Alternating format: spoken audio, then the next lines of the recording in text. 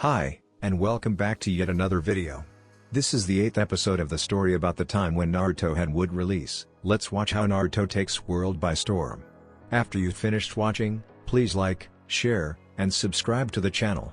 Let's get started. Two figures trekked across the vast desert known as the Land of Wind as they approached the border. The two figures were donning cloaks with the trademark red clouds of the Akatsuki. These two were Deidara and Sasori. Above the two figures was an owl carrying a male with red hair. The male captured inside the owl was Suna's Kazekage, Gaara. "That boy would have killed you if not for my intervention," said Sasori as he and Deidara continued to walk. Flashback: earlier that day, Deidara crashed into the ground roughly with several burn marks and a few broken bones as Gaara came to land several feet away in the clearing with him. Sand began to swirl around Deidara as Gaara looked upon him with a stoic expression. "This is the end for you," said Gaara as the sand continued swirling around Deidara. Gaara was the first to notice Deidara flying over his village on his clay bird. Gaara spotted it easily since the type of bird Deidara created did not inhabit Suna. After a long aerial fight against the dangerous bomber, Gaara managed to finally capture him with his sand. Before Gaara could crush him though, Deidara detonated a bomb to escape the prison and was sent careening out of the village walls. Gaara followed him to finish him off. "Not good," said Deidara as the sand was beginning to cover his upper body. Deidara was running low on chakra. It didn't help. Gaara left him no ability to fend off the sand by covering the parts of his body he'd need to attempt an escape. Before the sand could reach his entire upper body, it was sent away by a shroud of iron sand. "I told you not to make me wait," came the voice of Sasori standing next to what appeared to be a puppet version of Sunagakure-san Kazekage, third wind shadow. "Then you almost die. Forget going solo, we'll take him together." Deidara dug his hands into his pouch as the puppet of the Sun Daime floated beside Sasori ominously. Despite Gaara's calm outward expression, on the inside, he knew that this was an unfavorable matchup. His hands were already full against Deidara. And now added to the mix was a puppet master utilizing a puppet of Suna's strongest cage that wielded the strongest Kekkei Genkai of Suna. It just didn't bode well for the young Jinchuriki. Despite the circumstances, Gaara still prepared to face off against the two S-rank Shinobis. Flashback end. Deidara merely chuckled as they continued to walk across the desert with the Kazekage in tow above them. Well, he is the cage of this village. Even though Suna is considered the weakest, a cage is a cage. Don't forget that he houses the Ichibi while fighting in the sand. I think me and my art did pretty well despite the circumstances," continued Deidara with a grin. "How long until we get to the ceiling area? We're finally out of the sand. It shouldn't be too long. By sunrise, we should be there. Remember though, it'll take us at least 3 days to finish the ceiling. Let's hurry. I don't like making people wait." In Konoha, the next morning, Tsunade sat at her desk with Sakura behind her as they looked over the paperwork. Just as Tsunade prepared to sign the final document, Shizune burst through the doors with a note in her hand. "Tsunade-sama," shouted Shizune frantically as she handed Tsunade the note. Suna was invaded by the Akatsuki and Gaara was captured. Gaara was defeated first, then was seen being abducted by Sasori of the Red Sands and Deidara from Iwagakure, based off Kankuro's viewpoint. "He went after the two but was defeated by Sasori and left poisoned," said Tsunade with wide eyes. Tsunade looked up with a thought. They must have struck after Naruto left, as there is no way he'd let something like that happen while he was still there. "We have to get a hold of him somehow." "What about the toad that you used to talk to Jiraiya-sama?" asked Sakura as Tsunade nodded her head. Tsunade opened the drawer to her desk to pull out a scroll. After pulling out the scroll and opening it, she pulled out a vial of blood and dropped a few splotches across the seal on the scroll. "Kushio no Jutsu, summoning technique." A poof of smoke later and a small red toad appeared on her desk. After writing a small note, Tsunade gave the note to the toad. "Give this to Naruto as quick as possible. Please hurry." The toad nodded his head before dispelling himself in a puff of smoke. Tsunade then bit her nail as she remembered a part of the letter sent by Sunagakure. "Sasori of the Red Sands. He's a poison specialist, and if that's so, Suna may need a medic. A good medic to tend to Kankuro. So, Sakura, I'll have to send you to aid them, but I can't just send you alone," continued Tsunade as she then looked to her window. "Perfect timing. Of course. Nothing less. Though Naruto may already be here. That toad may not have been necessary as we can just catch him on his way back," said the ninja on the windowsill without even looking up from his little orange book. "I heard everything, so, Sakura, I'll meet you at the gate in 10 minutes. Don't be late." With that, the silver-haired ninja disappeared in a poof of smoke. Sakura and Tsunade sweat dropped. Coming from you Kakashi-sensei, said Sakura as Tsunade shook her head. Sakura then disappeared in a swirl of cherry blossoms as she vanished to get her stuff ready for the mission at hand. 3 days later, Naruto and Yugito were speeding through the forest trying to get to where Sunagakure stated the Akatsuki members departed. They were nearly back to Konoha when a small toad appeared before Naruto, giving him the sad news of Gaara getting captured. Naruto immediately made a reverse track back to Sunagakure, which took him and Yugito 3 days to get back to. They were joined by Kakashi and Sakura but left ahead of those two since Sakura stayed to take care of Kankuro. They were nearing the place where Naruto could sense a huge chakra, which was probably where the Akatsuki members were when he felt two smaller chakra signatures approaching. "Yugi-chan," said Naruto clad in his Anbu uniform without his mask on. "They sent someone to stop us from saving Gaara. Actually two, and if it's who I think it is then we'll have some trouble. Be ready." Yugito was clad in an all-black outfit, complete with a face mask identical to Kakashi's own. Yugito pulled her mask down with her hand as she nodded her head. "I'm ready. We can't let those in the Akatsuki take one of us Jinchuriki without a fight." "Be careful," said Yugito, sneaking a kiss with Naruto before pulling her face mask back up. Naruto then took off faster with Yugito right behind him. About a minute later, they arrived in a clearing surrounded by trees to see two figures, both clad in Akatsuki cloaks. One had a pair of Sharingan eyes while the other had blue skin and an enormous, bandaged sword on his back. "Uchiha Itachi and Hoshigaki Kisame. We meet again," said Naruto as he and Yugito stood across Itachi and Kisame. But something feels off, thought Naruto about the two Akatsuki members opposing him.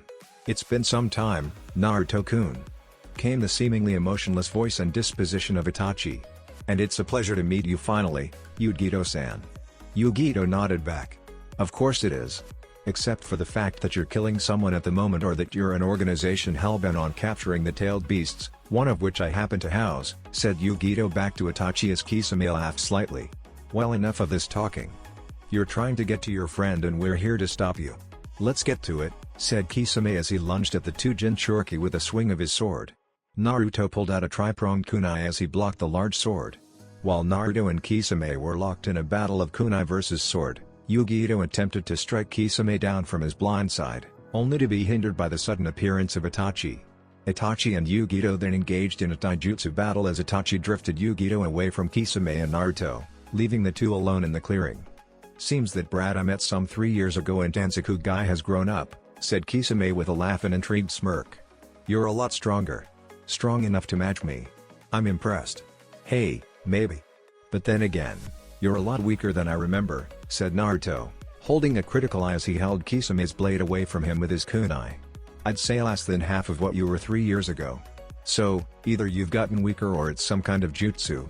Nonetheless, Naruto backpedaled slightly as he and Kisame clapped their hands together preparing a jutsu. "Suten, Bakaswishoha, water style, exploding water colliding wave," said Kisame as he spat out a massive amount of water, which immediately covered the area in powerful waves. The waves then rushed out toward Naruto, who performed his own jutsu to counter. "Doten, Doryu Hiki, Earth style rampart," thought Naruto before a giant rampart of earth began to rise beneath his feet, lifting him out of the wave's destructive force. Kisame and his waves crashed into the wall, stopping on impact as Kisame looked up to see Naruto holding the ram seal.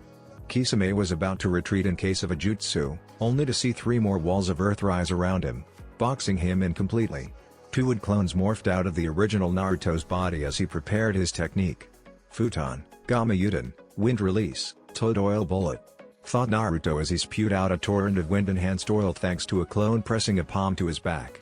The high-speed oil hit Kisame directly with tremendous force as Naruto's other clone flung an explosive note into the mix. Boom! An enormous explosion erupted from the ground as the quarter of earth exploded outward from the force of the oil mixing with the explosive note. Naruto and his clones landed on the ground as they checked for signs of Kisame in the rubble. "Did we get him?" asked one of the clones, not seeing a sign of Kisame left. "Looks like it," replied Naruto's other clone. Not a second after saying that, Naruto looked to his right as he saw what appeared to be a giant, bandaged fin approaching him and his clones. "Not yet," said Naruto as out of the ground, Kisame appeared holding his sword, unscathed from Naruto's recent attack. "Mizubunshine, water clone," Kisame laughed again. "That was a nice combination. Too bad it'll take more than that to defeat me," said Kisame, placing his sword over his shoulder. I have no time to waste. I have to finish this now, thought Naruto before he reached into his pouch and pulled out his Gamma mask. Naruto's clones dispelled as he placed on the mask and clapped his hands together. So you're using that, are you? Came the voice of Kurama in Naruto's head. Naruto internally nodded as red markings began to appear on his face, not that Kisame could see due to his mask. And I'm guessing you put the mask on to keep him from seeing it and possibly reporting back to his leader. DCH. Pretty smart, Ningen. Though I'm sure that sword of his will sense the power up. Damn right it's smart.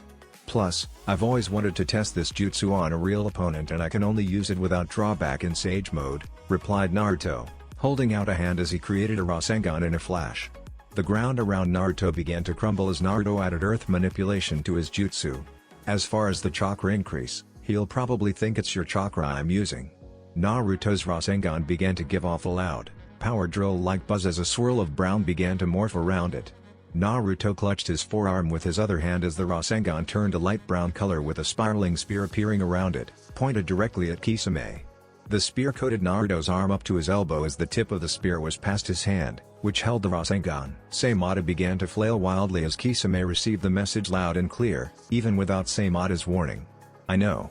You could probably feel that massive spike in chakra from miles away.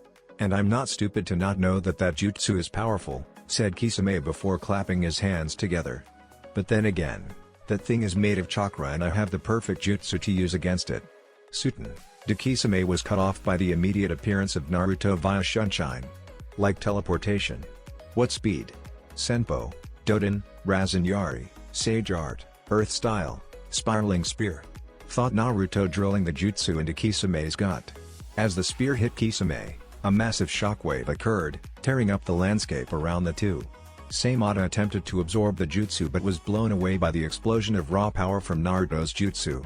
As Naruto's jutsu drilled into Kisame, the surrounding land also began to merge into the Rasen-Yari before exploding outward and sending Kisame flying, creating a deep, cone-like trench with his body at the head of it. Naruto let his arm go as he shook out the effects of using that jutsu. Hell yeah. That's even better than when I did it in my Obakuzen, said Naruto with a small smirk. I can't wait to tell Jiraiya-sensei about this one. Naruto then performed a series of sunshine to follow Kisame since he sent him flying to where Itachi and Yugito disappeared, earlier in the fight. Earlier with Yugito, well enough of this talking. You're going to get your friend and we're here to stop you. Let's get to it, said Kisame as he lunged at the two Jinchuriki with a swing of his sword. Naruto pulled out a tri-pronged kunai as he blocked the large sword. While Naruto and Kisame were locked in a battle of kunai versus sword, Yugito attempted to strike Kisame down from his blind side, only to be hindered by the sudden appearance of Itachi. Yugito didn't stop however and began to throw a flurry of strikes at the stoic Uchiha. Itachi just continued to backpedal and dodge as he led Yugito out of the clearing, away from Kisame and Naruto. Having enough of trying to hit the Uchiha, Yugito flew through several hand seals at a rapid pace. Nezumikdama, mouse hairball, said Yugito as she fired off a massive blue fireball at Itachi. Dodge this, thought Yugito as the jutsu broke apart into dozens of smaller fireballs that honed in on the motionless Uchiha. Yugito was in for a surprise when the jutsu hit Itachi full force and sent him back in a blazing, blue fire into a tree. However, upon hitting the tree, Itachi dissolved into crows that began to take flight at Yugito. Wake up kitten. It's a genjutsu. Came the voice of the Nibi inside Yugito's head, forcing her Jinchuriki partner out of a genjutsu placed on her. Upon being released, the crows that were coming toward her turned into fast-paced shuriken. Thanks, Nibi, replied Yugito to her partner as she extended her fingernails. With grace and agility, Yugito dodged the numerous shuriken and whichever one she couldn't, she'd cut through with her sharp fingernails. Yugito sliced through the last shuriken as she then lunged to her right, flying into a nearby bush. Itachi came jumping out of the bush as Yugito mauled straight through it in hopes of getting him. Itachi landed on a nearby tree branch as he looked on at the female Jinchuriki. Yugito smirked as she looked up at Itachi. Is a member of the mighty Uchiha clan running? I thought that in a one-on-one fight you should always run from a member of your clan? I guess it's kind of true since one of us is running. Itachi's expression never changed. It's not a matter of me running away. My job was to just impede you and Naruto-kun. I'm not here to win by any means, said Itachi as he then put a hand to his mouth. Kaden, Gokaku no Jutsu, Fire Style, Grand Fireball Technique. Thought Itachi firing an enormous fireball at Yugito. I didn't even see him weave the signs. Thought Yugito, placing her hands in the tiger seal to respond. Katen, Enden, fire style, flame bullet, said Yugito, blowing out an equally as big fireball of blue fire. The two jutsus crashed into each other as they fought for dominance. Yugito noticeably began to dominate the Uchiha as her fire was pushing back into Itachi. Then Yugito saw something that shocked her. Another Itachi appeared, jumping from behind the first with a jutsu already prepared. His seal speed is unbelievable. To be able to create a fireball and shadow clone, how good is this guy? Katen, Hosen Kano Jutsu, fire style, Phoenix Sage fire technique. Thought the airborne Itachi as he sent out a dozen miniature fireballs at the still fire-breathing Yugito. Halfway to Yugito, her entire body became cloaked in a Jinchuriki cloak. Instead of the normal red, version 2 Jinchuriki cloak, Yugito was instead bathed in a majestic blue chakra cloak. Thanks to the white necklace given to her by Naruto, it helped Yugito tame the potent chakra of the Nibi and turn it into a true Jinchuriki cloak like Naruto's. An arm of chakra appeared from the chakra cloak and swatted away the fireballs with ease as Yugito immediately overpowered the first Itachi in the fireball battle and sent him blazing into a poof of smoke. He's good. That first Itachi was the actual clone. He was hiding out this whole time. Thought Yugito, still in her blue chakra cloak as her chakra arm receded into her cloak. You're right, kitten. With those eyes of his, he could counter your speed, and not to mention the fact of how fast he is already. It's going to be tough, but in your Jinchuriki cloak, it should be easy to get him now. Maybe Yuku, replied the Nibi before she felt a massive spike of chakra. Kitten, do you feel that? Who couldn't feel that? Replied Yugito as the chakra was incredible. Is that Naruto-kun?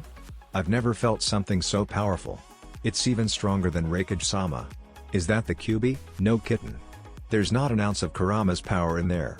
That's all him. Replied Nibi as Yugito stood in awe of the power spike. It reminds me of the Shodai Hokage. It seems Naruto-kun has finished playing around.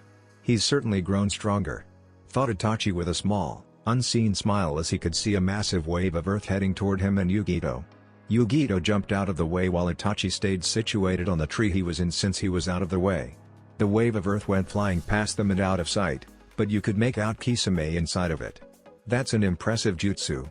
And it looks like he's arrived here now. Naruto appeared, materializing next to Yugito in a sunshine, still with his mask on.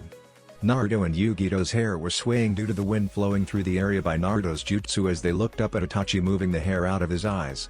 Naruto noticed something weird about Itachi though. Taking off his mask, Naruto looked toward the Konoha. That's a serious wind blowing through here right now, so how is your cloak not moving? Asked Naruto, watching Itachi. Yugito then took notice of that fact as well. You know what, you're right. We were fighting and he was moving around a lot, yet his cloak never moved. It's crazy now that you made me notice it, said Yugito before Naruto dispelled in a poof of smoke. Another Naruto appeared behind Itachi, stabbing a tri-pronged kunai into his back. Hey, I knew it wouldn't be that easy, said Naruto as Itachi detonated on him. The Itachi Naruto stab turned out to be yet another clone using the Bunshin Daibakuwa, clone grade explosion, to explode in Naruto's face.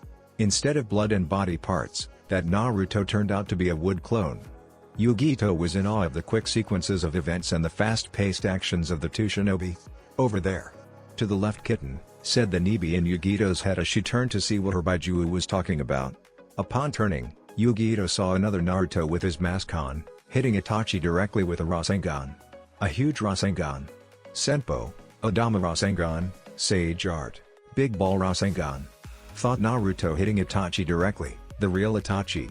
Naruto sent out two clones ahead, both of them dropping Sage Mode to keep it hidden while he waited to strike Itachi. While in Sage Mode, Naruto could easily sense where the real Itachi Uchiha was and quickly dispose of him.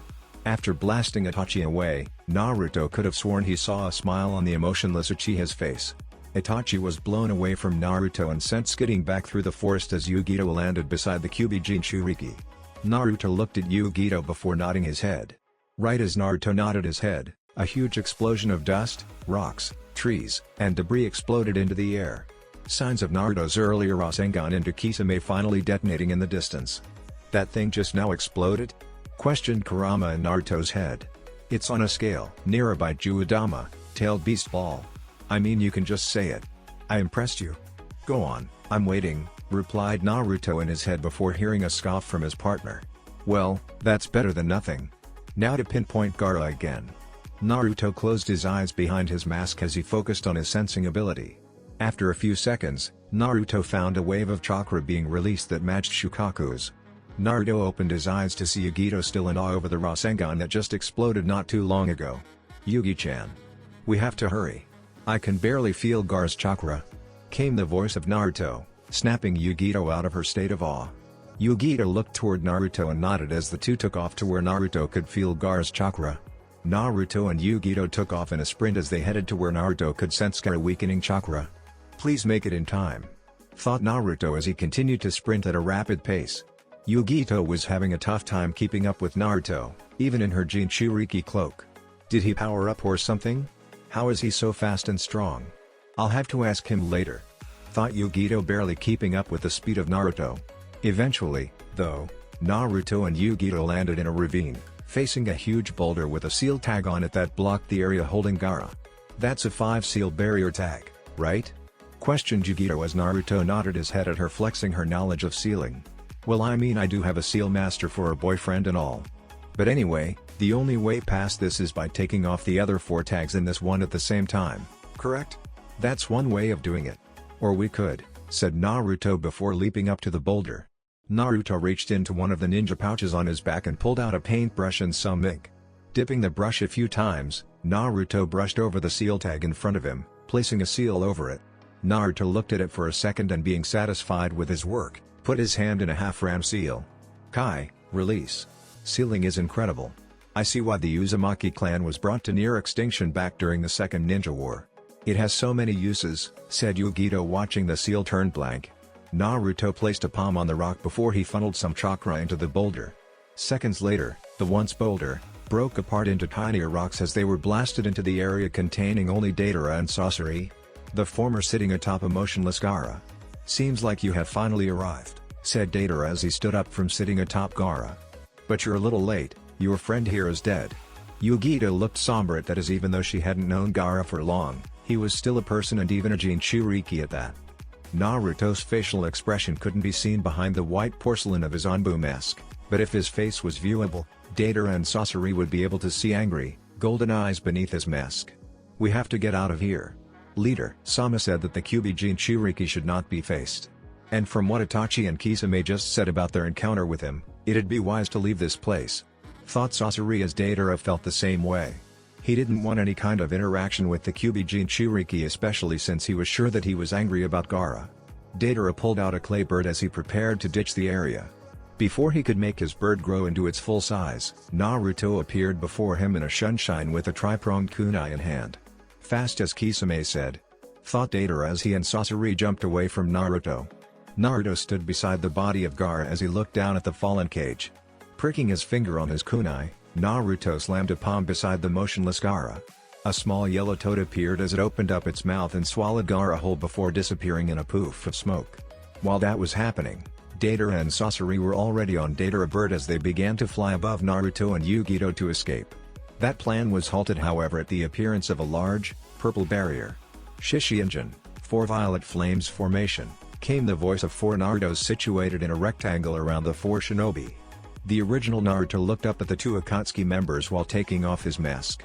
The red markings around his eyes and on his forehead were in full display as he stared down the 2. I'm going to fucking kill you, said Naruto, cracking the ground as he clapped his hands together. The ground rumbled violently as it quaked at Naruto's power. This is not good, thought Deidara as he and Sasori looked on at the sage Jinchuriki. Outside, hurry Sakura. We're almost there, said Kakashi as he, Sakura, and his dog Summon Pakun raced through the forest. Sakura finished healing Kankuro and the 2 were now headed to back up Naruto and Yugito. Hi sensei, said Sakura as she continued to jump behind the 2 in front of her. As they were jumping, they noticed a giant trench in the ground. It seems like Naruto isn't messing around. That's his chakra that created this, said Pakun. And he's about 1 more mile away. I can smell 4 others in the area as well. One being his girlfriend, Gaara, and 2 others that I don't recognize. It must be the pair of Akatsuki members that you're smelling. We should move faster, said Kakashi as the group of 3 picked up their speed. I can't lose another person close to me. Please make it in time. Inside the cave, we have to get out of here now. Sasori no Dana. That kid seems hell-bent on killing us. We need to go, said Deidara in a panic as a majestic, orange chakra began to cover Naruto that looked eerily like the nine-tailed fox. No matter how you look at it, one of us will die today. There's no way we'd be able to get away from that boy, especially considering the Nibi is right there with him, said Sasori from inside his puppet. I will be the decoy. I'll have a better chance against those two than you would, my abilities would be able to work better. While I distract him, you find a way to dispel this barrier. All you have to do is take out one of the users and it should dissipate. You have to get this info back to Leader Sama about the Jinchuriki's power. Deidara stared at Sasori for a second before nodding his head at the plan. He was totally right, and one of them needed to get the information on the Kyuubi back to their leader for his impending battle against him. Right after nodding his head, the ground under Naruto burst open as a massive wooden structure appeared beneath him. The two Akatsuki members stared in awe as a wooden version of the nine-tailed fox was created. Senpo, Makuten, Kumiho, Sage Art, Wood Style, Nine-tailed fox, thought Naruto as the orange chakra of Kurama that was surrounding him molded into the wooden fox. Once it settled in, the fox's eyes glowed a vibrant orange as it roared out at the two members of Akatsuki. Yugito, still cloaked in her blue chakra, jumped on top of the wooden fox next to Naruto. Naruto-kun, don't you think this is a bit much? Questioned Yugito as Naruto never looked at her. His once golden eyes were now orange and slit, a combination of his golden, sage mode eyes and Kurama's own red, slit ones. Yugi-chan. They killed Gaara. What did Gaara ever do to deserve this? Questioned Naruto right back. As Naruto finished talking, the wooden fox opened its mouth like a gigantic Rasengan formed in front of it.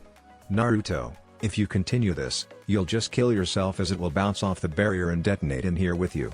Came the calm voice of Kurama as Naruto heard his partner's words. You'd have to release the barrier if you plan to use that jutsu. You're right. It will detonate in here. But Yugi-chan and I will be fine. As long as we're inside the wooden domain of the fox, it'll be able to withstand the power of it. Came the reply of Naruto, surprising Kurama that even though he could feel Naruto's hectic emotions, I guess that Onbu training really does help. He's gotten a lot better at keeping calm. If this was him a few years ago, he'd attack blindly and be killed. These two aren't armless Orochimaru and his goons. They'd beat him if he was just going off of blind rage. Thought Kurama about Naruto. Naruto allowed the head of the fox to open, allowing Naruto and Yugito entrance as it closed them within its head. The Rasengan eventually finished forming as the fox aimed.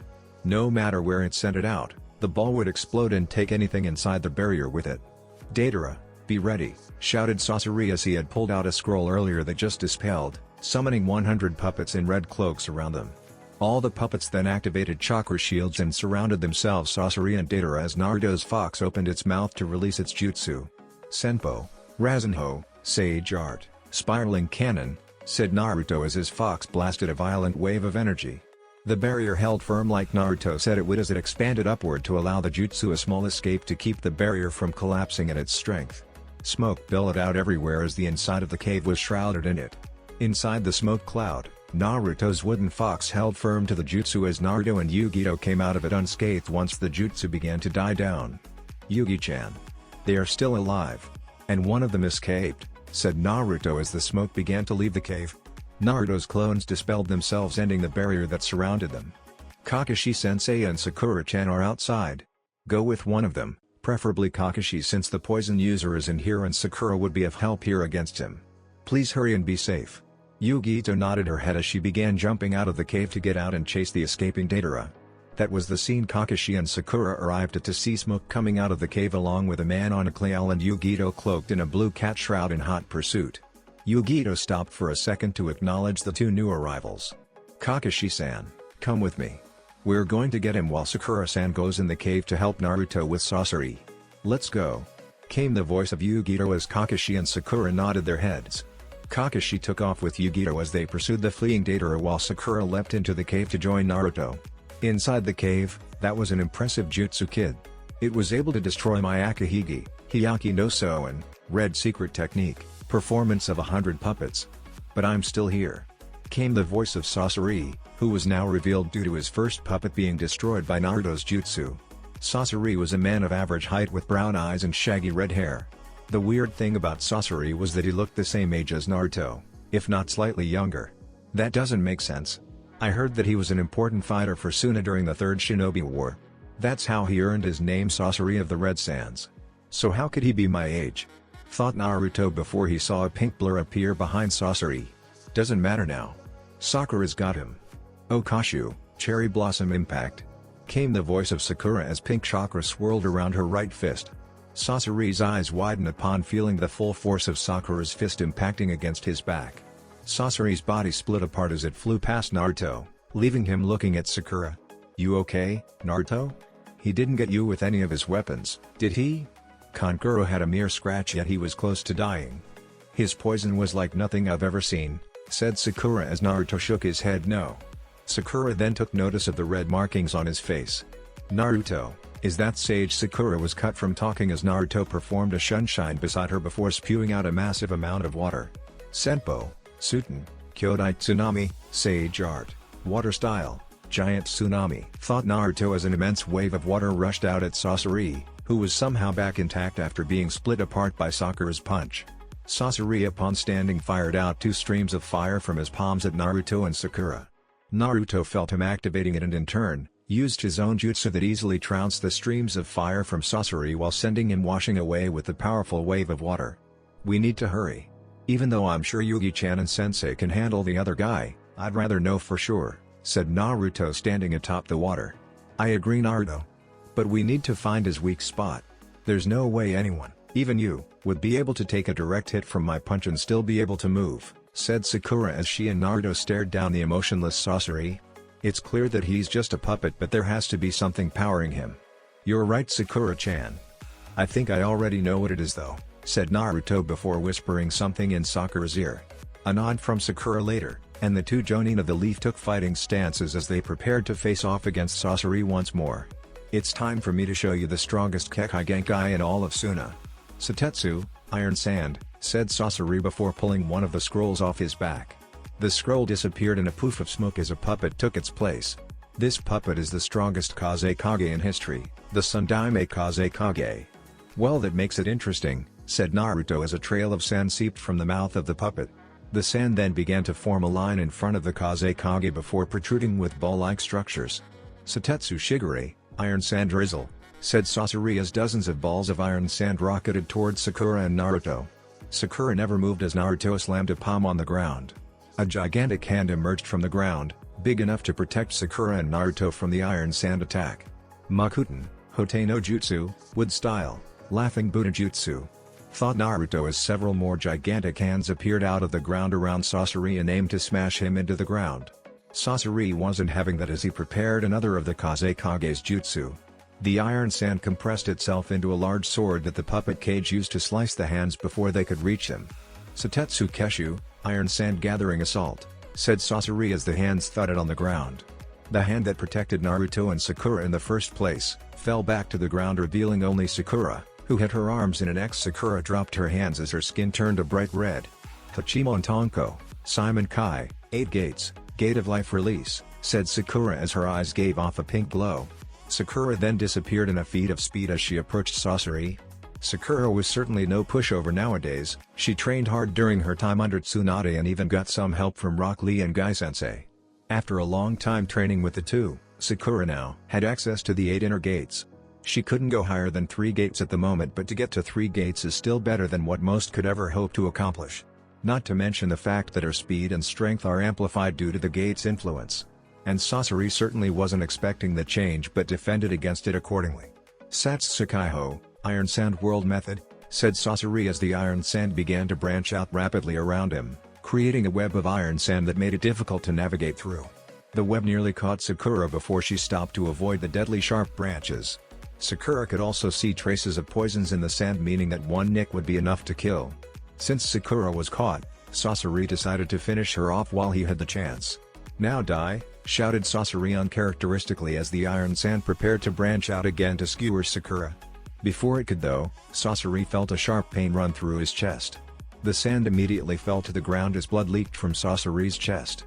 Sasori looked down to see a tri-pronged kunai sticking through his chest.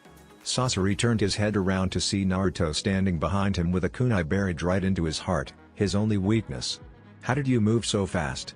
You were nowhere near me, said Sasori, since he knew Naruto was behind Sakura on the wall and there should have been no way that he could move that fast without him realizing it.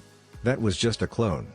I was underground, said Naruto, who used Oten, Moruragaku no Jutsu, Earth style, hiding like a mole technique, to sneak behind Sasori.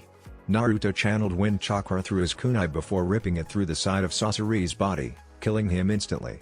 Naruto looked down at the puppet that once was Sasori before he pulled out a sealing scroll. After sealing Sasori's and the third Kazekage's bodies away in the scroll, Naruto nodded to Sakura as they took off to catch up to Yugito and Kakashi, who had gone to pursue Deidara. After a long run, Naruto and Sakura eventually caught Kakashi and Yugito standing around an explosion. What happened? Questioned Naruto, looking at Yugito and Kakashi for confirmation.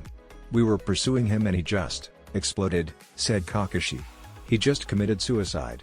After I said that we'd capture him and get info out of him, he just stopped running away and blew himself up. Wow, I guess members of the Akatsuki are committed, said Sakura as Yugito walked over and placed a hand on Naruto's shoulder. Are you okay? Asked Yugito as the markings on Naruto's face vanished at the news of the other member killing himself. It took Naruto a moment, but he looked at Yugito. Yeah, I'm fine. I just wish we could have gotten to Gaara in time to save him, said Naruto before feeling someone approaching the group. Naruto hadn't even noticed the person due to his attempt of getting to Yugito and Kakashi. We still can. Came the voice of an elder lady. Do you still have his body? Asked the lady as Naruto nodded his head. Who are you though? Questioned Naruto, not knowing who this lady was. That's Chiyo-sama. An elder from Sunagakuer, said Sakura, immediately recognizing the medic and poison specialist of Suna. Naruto nodded his head before biting his thumb and summoning the toad from earlier. The toad released Gaara from its mouth as it dispelled itself, leaving the body of Gaara on the ground before the group of shinobi. Chiyo looked at Gaara before taking in a deep breath and kneeling beside him. Chiyo placed both her hands on Gaara's chest as a blue chakra coated her hands on Gaara's chest. What are you doing? Questioned Naruto, even though he could feel what was occurring. Gaara's chakra was beginning to come back. Are you restoring his life? This is a kinjutsu that only I know these days. It's called Kisho Tensei, one's own life reincarnation, said Chiyo as she continued to pour her technique into Gaara in hopes of bringing the young Kage back to life. Naruto looked ready to say something, but Chiyo stopped him. I know what I'm doing and I understand the consequences of my actions. But I've lived a long life and I feel my time was about up anyway. But Suna needs Gaara. And I'm sure with Gaara leading Suna, we'll be able to become a much better village because of it. Especially with a friend like you. Naruto nodded his head with a smile at Chiyo's words, as he could understand. He'd probably do the same if he was in her position. The next day, Naruto stood outside the village of Suna's walls with Yugito, Kakashi, and Sakura as they stood in front of Gaara and his Suna contingent of Temari, Kankuro, and a few others. They were all saying their goodbyes after attending Chiyo's funeral. Gaara made a full recovery after Chiyo's jutsu, which cost her life in exchange for Gaara's own. Even though Gaara was alive again, he still lost Shukaku to the Akatsuki and was now no longer a Jinchuriki. Finishing off their goodbye, Naruto and Gaara shook hands as the surrounding shinobi smiled at the interaction. I'll see you around, Gaara, said Naruto as Gaara nodded his head before the group of four proceeded to walk away from Suna. Unknown area. Thank you, Deidara, said the spectral image of the Akatsuki's leader. Deidara's actual body was standing across from the image as he just relayed his encounter with the powerful Jinchuriki. You are dismissed. After saying that, the image of the leader dissipated, leaving Deidara alone. The actual body of the image in front of Deidara opened his eyes as he looked to his right. It seems that the Jinchuriki has grown incredibly stronger, said the leader. So it seems. Came the voice of a man in the shadows. It would seem that even a god may not be able to stop him.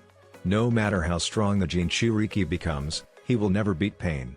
Came the voice of a blue-haired lady donning the Akatsuki cloak. You may be right. But what if I could help you? Questioned the voice from the shadows as it piqued Pain's interests. What could you mean? Questioned Pain. In due time. In due time, said the voice from the shadows as the shadowed figure vanished. Naruto?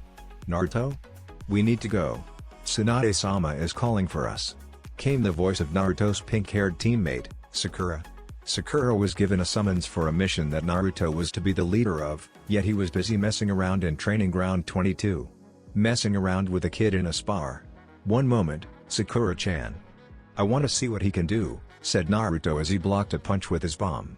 The person punching Naruto smiled at him as he dispelled in a poof of smoke to reveal the same person, a spiky, brown-haired 13-year-old, standing several feet away. Kage Buttshine, Shadow Clone? When did you finally learn that? A while ago, about a year to be exact, said the ninja as he ran through 4 hand seals ending with the tiger seal. And I also learned this. Katen, Haze Kishu, Fire Style, Ash Pile Burning. The brown-haired kid spewed out an enormous cloud of ash that immediately consumed Naruto. Once it surrounded Naruto, the ninja clicked a piece of flint on his teeth to ignite the entire ash cloud in a fiery explosion. "Yes, I got him," shouted the young ninja as he moved the scarf he was wearing away from his Chunin vest. The young teen was wearing the standard outfit of Konoha, except with black instead of blue, just like his hero, idol, and rival, Naruto. He also added a red scarf with the kanji for monkey written down the length of it.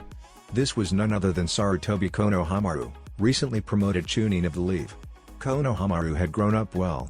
Due to his private tutoring with Ebisu with his 2 teammates Moegi and Udon, Konohamaru became a Jonin at the age of 12 and 1 year later, won the Chunin exams in Kumo.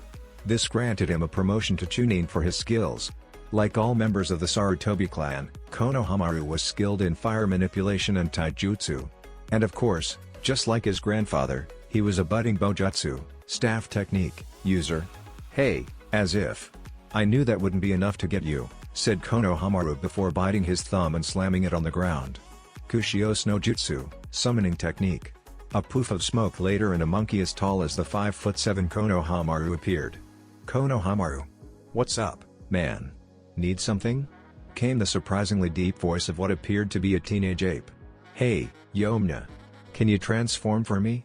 I need to kick my rival's ass," said Konohamaru as his summon nodded his head. "Hench, transform." Yomna puffed into a large staff with a red shaft and gold tips. Konohamaru snagged the adamantine staff right before slamming it down into the ground. A few seconds later, Naruto came flying out of the ground a few feet away, barely avoiding the end of the staff as it elongated and flew past his head.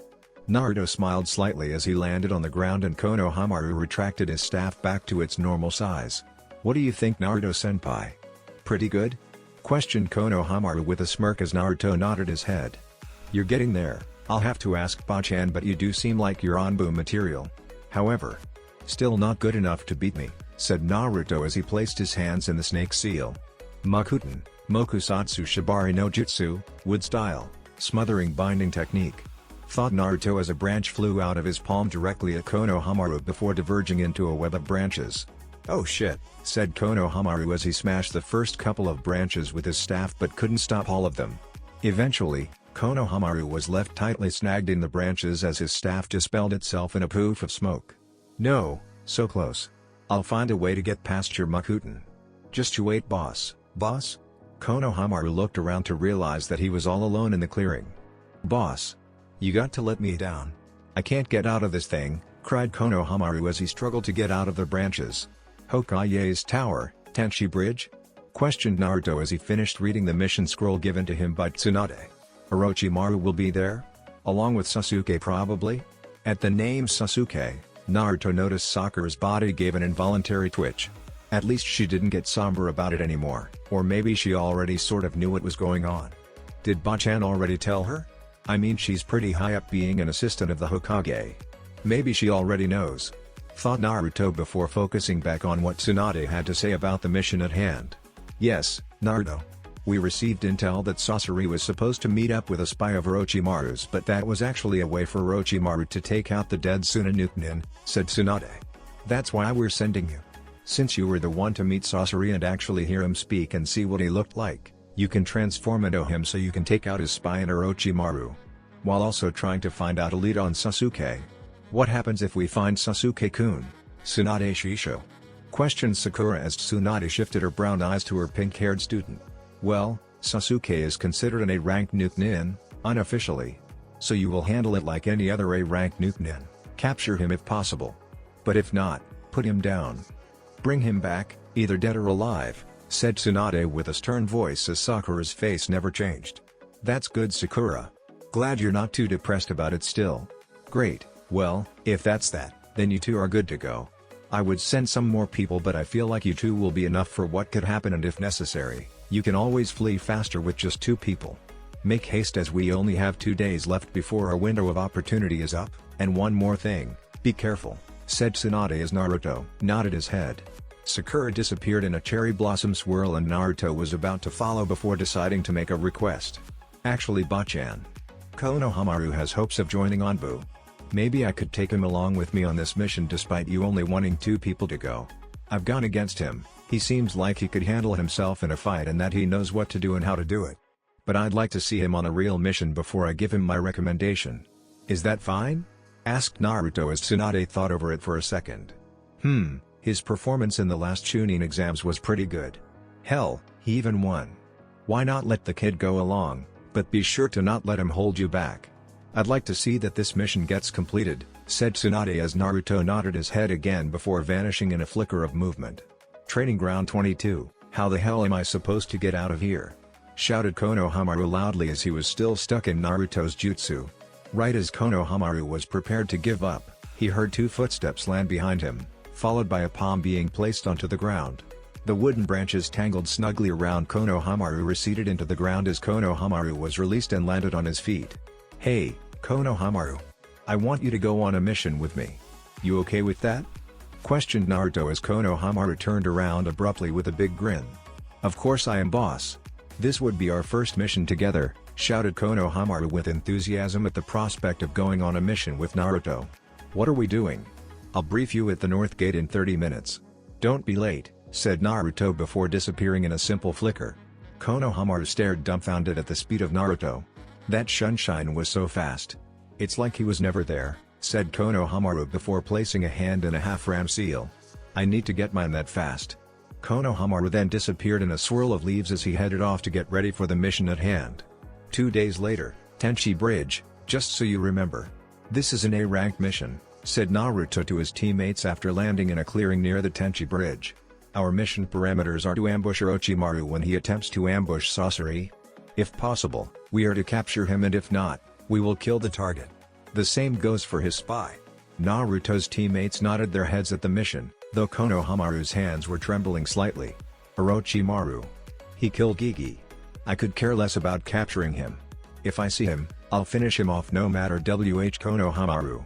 Came the voice of Naruto, stopping Konohamaru from his thoughts. I know how you feel. Gigi was precious to me as well. But if you let your emotions take control, then you'll surely fail.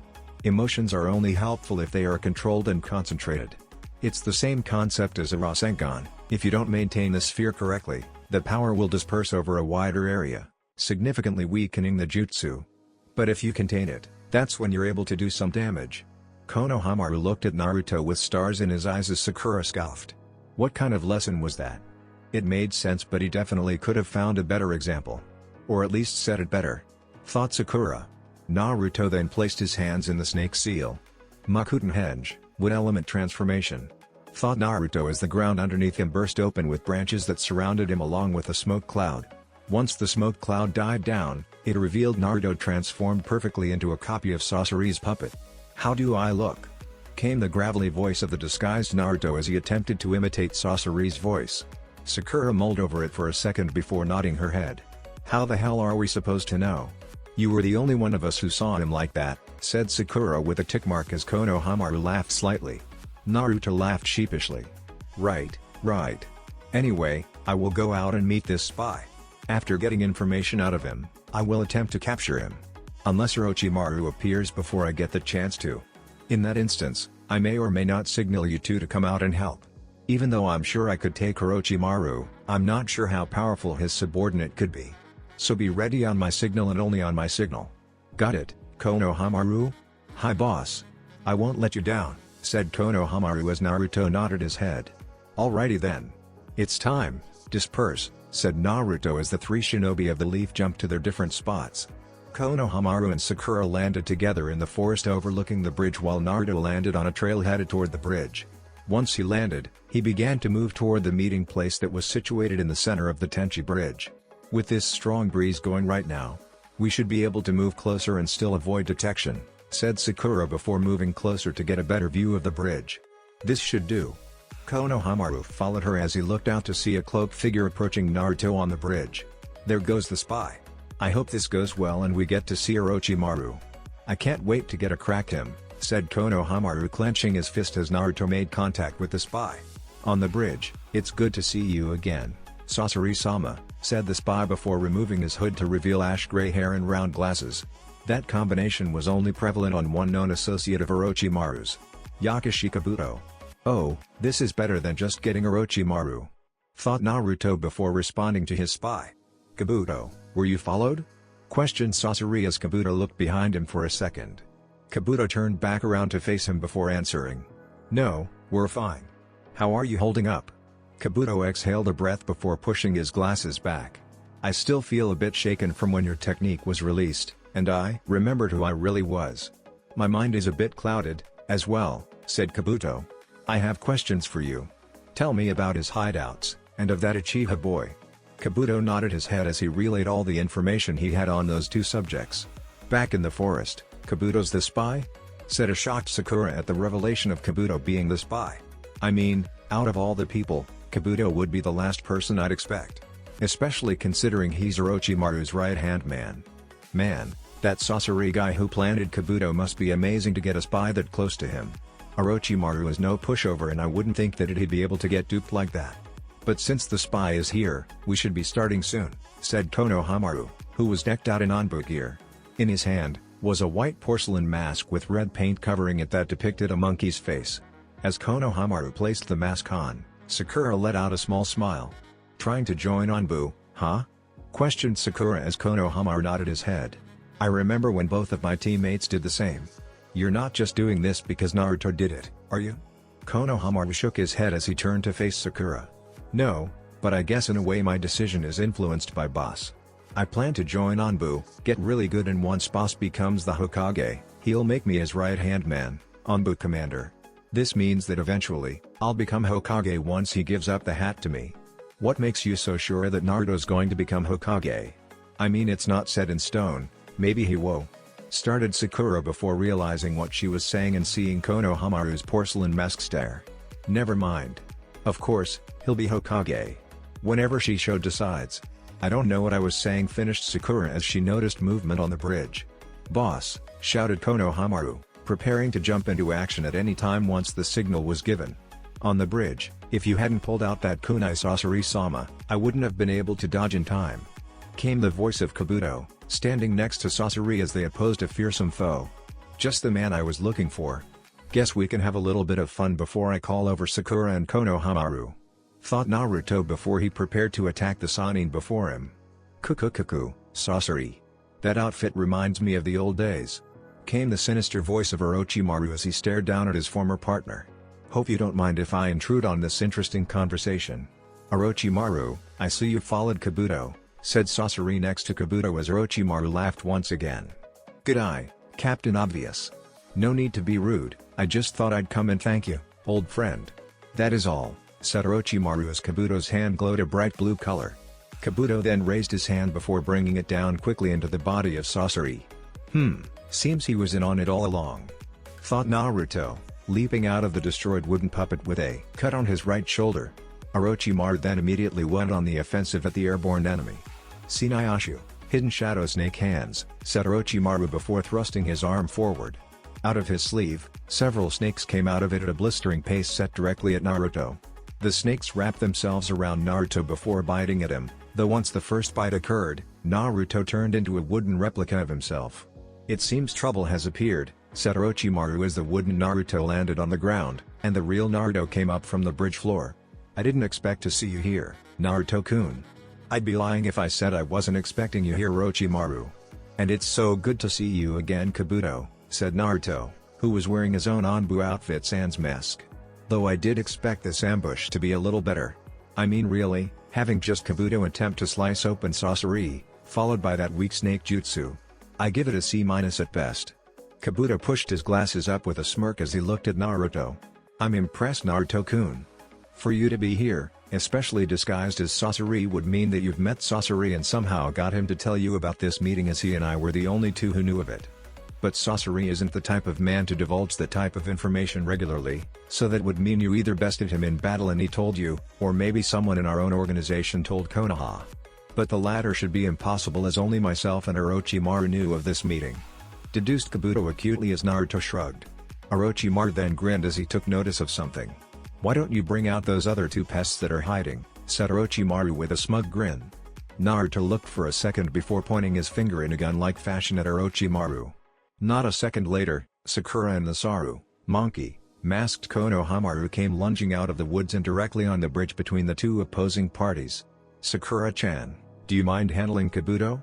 I'm sure Saru would like to join me in facing Orochimaru," said Naruto, to which Sakura nodded her head with ease. "Of course. I heard about Kabuto's encounter with Tsunade-sama those years back. And he thinks that fluke of a victory is worth something," said Sakura cracking her knuckles, reminiscent of Tsunade. "I guess I need to show him that slugs are better than snakes." Kabuto's hands glowed a bright blue as his smirk never left. "What makes you think I'd let that plan work? As if I'd let that plan go through without a fight. You'll have to forcefully remove me from Orochimaru's Sid," started Kabuto before he felt a presence appear between him and Orochimaru. The familiar swirl sound of the Rasengan sounded off before it planted itself neatly into Kabuto's back, sending him flying past Konohamaru and Sakura into the woods. Naruto then turned to face Orochimaru as Saru landed beside him. "Let's do this, shall we?" said Naruto as Orochimaru grinned and took off into the opposite side of the woods. Saru took off immediately after him as Naruto followed behind the Sannin and teenage Anbu. As this was happening, Sakura stood stock on the bridge alone. "Well, I guess I'll go see if Kabuto is still alive," said Sakura as she walked back into the forest to find Kabuto, who was surely hurt by the Rasengan from earlier. With Naruto and Saru, "Who is this kid?" thought Orochimaru as he dodged a flurry of punches and kicks from the young Anbu with practiced ease. Brown hair is common in the Leaf Village, but this fighting style, it kinda reminds me of Sensei and that Asuma kid. Is this boy Sensei's grandson? Orochimaru continued to dodge the punches with snake-like agility before lashing out with a kick of his own. As the kick connected, the Anbu disappeared in a poof of smoke. Cage Buntshine, Shadow Clone. "This kid is good," thought Orochimaru as he felt a presence appear behind him.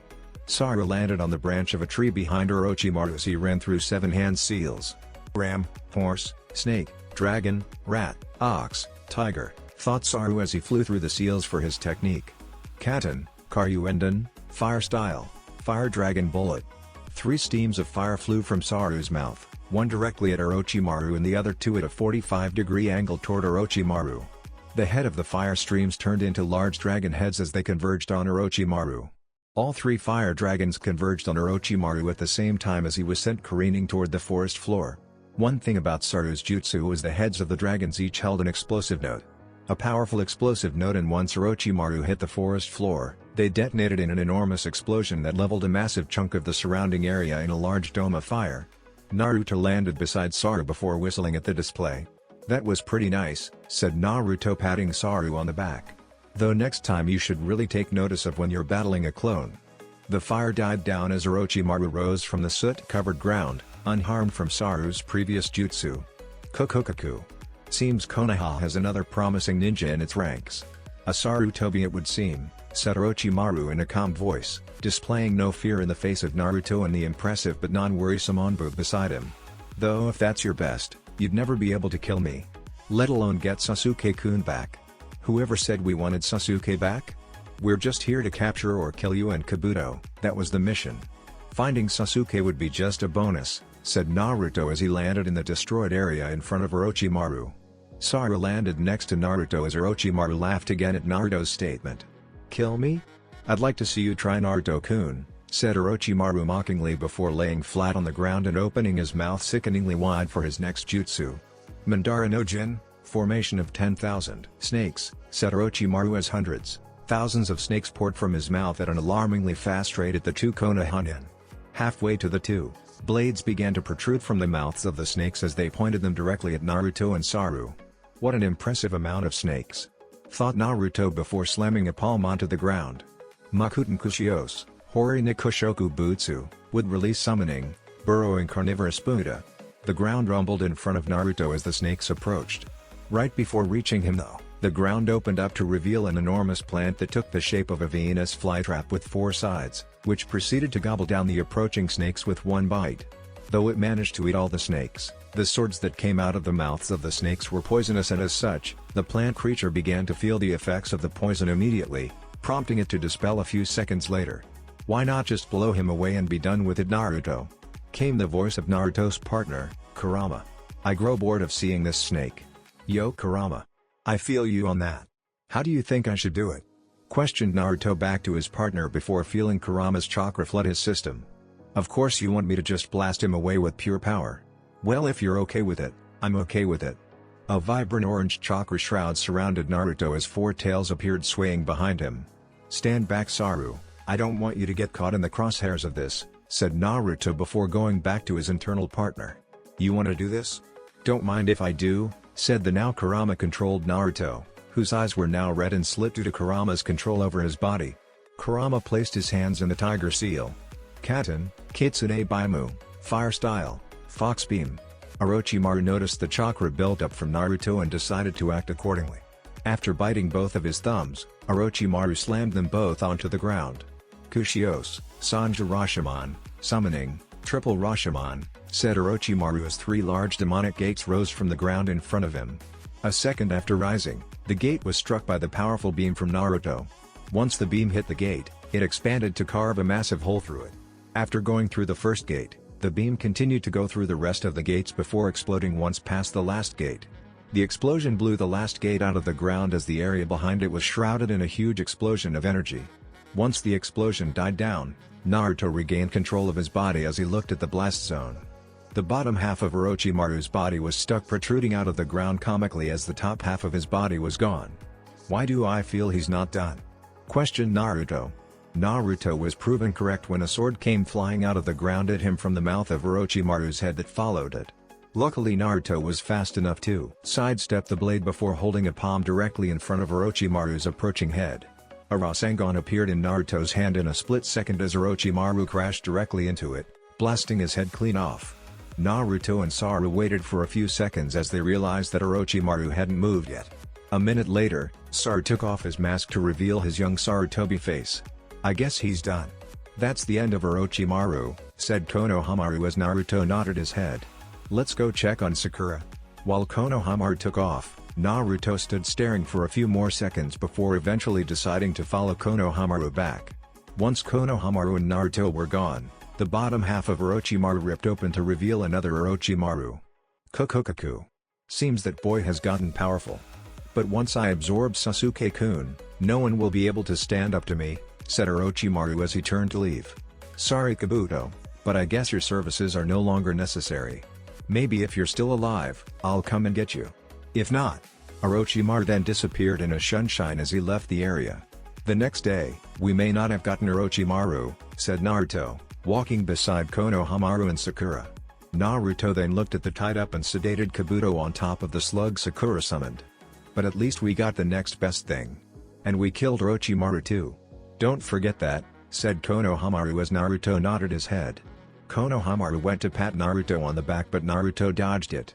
What's wrong, boss? You alright? I'm fine Konohamaru.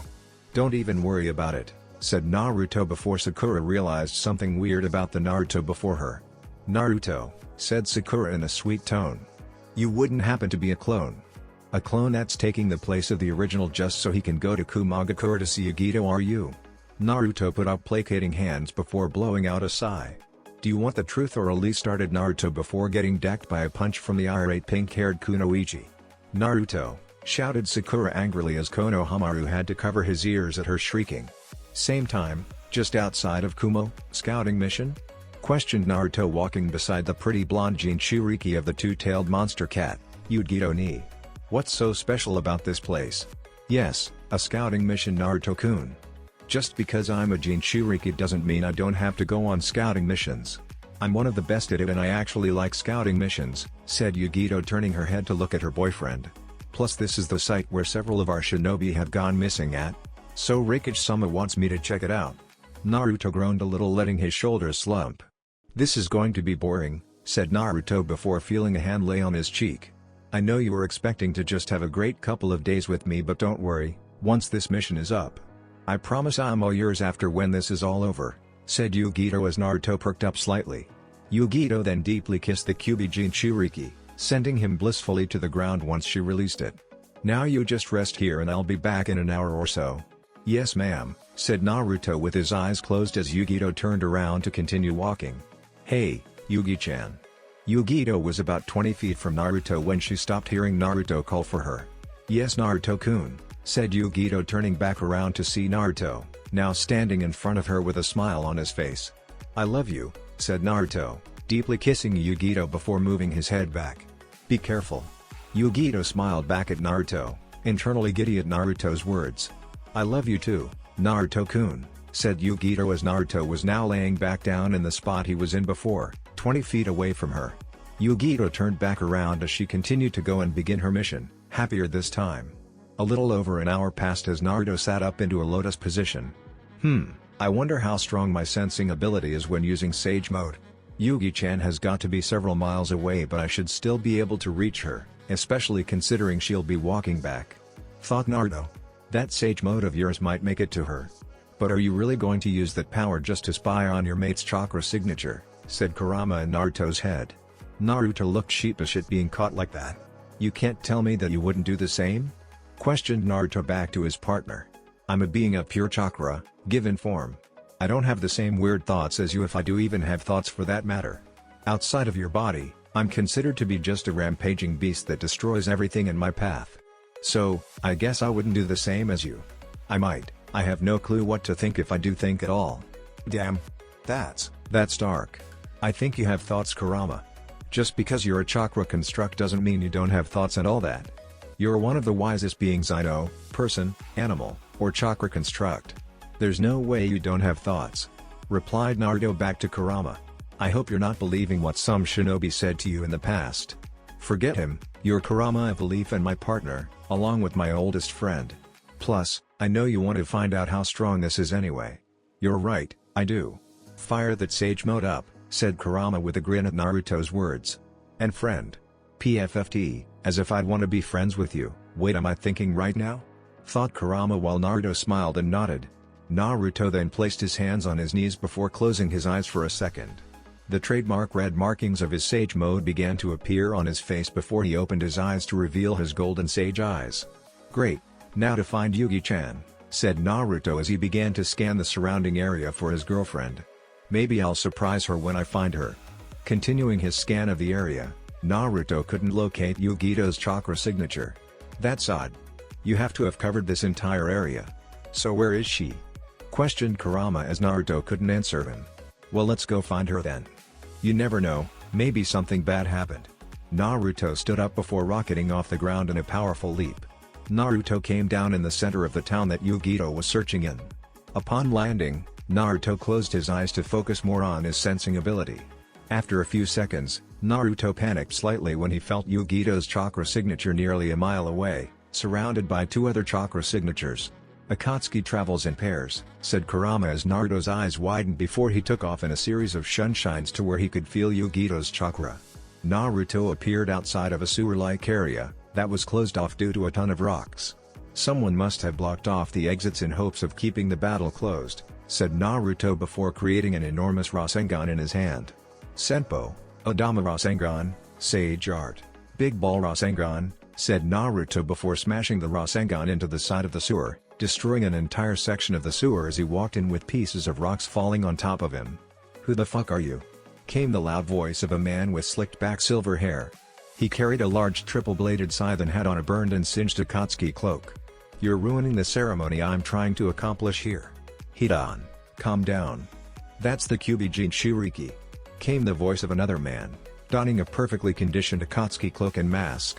The mask obscured his entire face besides his eyes, which were green with red sclerae. "He is not one to be trifled with.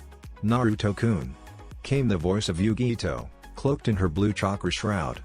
"I'm glad you came," said Yugito. Naruto performed a sunshine to appear beside Yugito as he checked her for injury. "Are you okay?" questioned Naruto, worried about Yugito. "Of course I am. I've only been going against the guy with the silver hair, who is actually terrible at fighting. The other one decided not to attack though, so I've just been beating down on this guy," said Yugito, internally happy that Naruto was so worried about her. "But he won't die though. No matter how much I hurt him, he just shrugs it off and keeps coming. He even said that he was immortal." "Immortal? As in he won't die?" questioned Naruto, intrigued by the immortal comment. Before Yu-Gi-Oh could answer though, Hidan decided to answer for her. "Yes, I'm immortal. That's what happens when you follow Jashin-sama," said Hidan, placing his scythe over his shoulder as he looked at Naruto. "Even you and your powers wouldn't be able to kill me. Is that so?" questioned Naruto as Kurama decided to add his own 2 cents. "That guy must really have a death wish. Just because you're immortal doesn't mean you can't be blown to a bunch of tiny little pieces," said Kurama as Naruto internally nodded to Kurama. "Hidan, Leader Sama said that we are not to go against the Kyuubi Jinchuriki. While I also feel the same way about his true ability, it would be wiser to not attempt it in the event he can actually kill you. I would love to see him try, Kakazu. I'd actually welcome it. Forget the leader's warning. It's clear that whoever puts these teams together knows dynamics. That Datara guy and Sasori guy seem to be opposites, as well as these two. One's a hothead and the other is calm and collected," said Kurama in Naruto's head. "Yeah, he's smart in how many people are in his organization. Having a smaller number of people must make it easier to get stuff done while also minimizing failures. I wonder who this leader is that they speak of," said Naruto and returned to his Baiju as he placed a hand on the ground. "Don't move, Yugi-chan." "Shit. Hidan, run," said Kakazu, taking off down the sewer as a pink substance began to cover the floor. "Kushios, Gamaguchi Shibari, summoning, Toad Mouth Bind," thought Naruto, summoning the esophagus of a fire-breathing toad from Mount Myaboku. Hidan and Kakazu continued to sprint down the sewer as the pink flesh continued to spread out all around them. "What is this, Naruto-kun?" questioned Yu-Gi-Oh as she had never seen anything like it before. "It won't catch them at the speed they are moving at. We'll have to go and hunt them down," said Naruto before answering Yu-Gi-Oh. "And it's a summoning technique that brings forth the esophagus of a toad from Mount Myaboku. Anyway, we have to catch them." Naruto then took off in a sprint to chase down the Akatsuki members. "Okay, we still don't know what the other guy can do, so we need to be careful," said Yu-Gi-Oh following after Naruto. After running for several minutes, Naruto realized that the Akatsuki members were long gone. How did they disappear so fast? That couldn't have been 2 minutes since they left, and there's no way they could run that fast to get away from us, said Yu-Gi-Oh, noticing no trace of the Akatsuki members anywhere. "I know. I was picking them up a second ago with my sensing ability and then poof, they disappeared," said Naruto, wondering the same thing. "It's like they were summoned or something?" A few minutes of investigating later and Yu-Gi-Oh decided to end Naruto's seeking. "It's over, Naruto-kun. They came in and they ran. I'm not hurt, nor did they get to me. There's no need in trying to find them. As you said, they were summoned, so there's nothing your sensing ability could do to find them," said Yu-Gi-Oh. "Plus this gives us the chance to start our time together." Naruto's sage mode began to fade as he smiled at Yu-Gi-Oh's words. "Yes, piggyback ride?" questioned Naruto before feeling the weight of his girlfriend land on his back and her head lay across his shoulder with her eyes closed. "I'll take that as a yes. Sweet dreams, Yugi-chan." Halfway to Kumo, Naruto felt a finger poke his cheek. Turning his head in the direction of the poke, Naruto received a kiss on the lips from a now awake Yu-Gi-Oh. "What was that for?" questioned Naruto as Yu-Gi-Oh smiled. "You told me you loved me first," said Yu-Gi-Oh with a small smirk on her face. Naruto's eyes widened in realization as Yu-Gi-Oh's smirk seemed to widen with them. "No," shouted Naruto as he continued to carry the beautiful Jinchuriki to Kumagakure. In a large tree several miles from Kumagakure, he tried to get us killed by attempting to face down the Jinchuriki, said Kakazu to the leader of the Akatsuki's spectral image.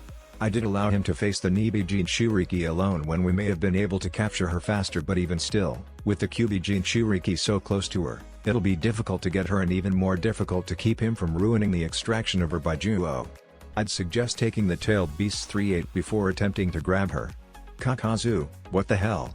How are you just going to start it?" Hidan before being silenced by the authoritative voice of their leader. "Quiet down, Hidan.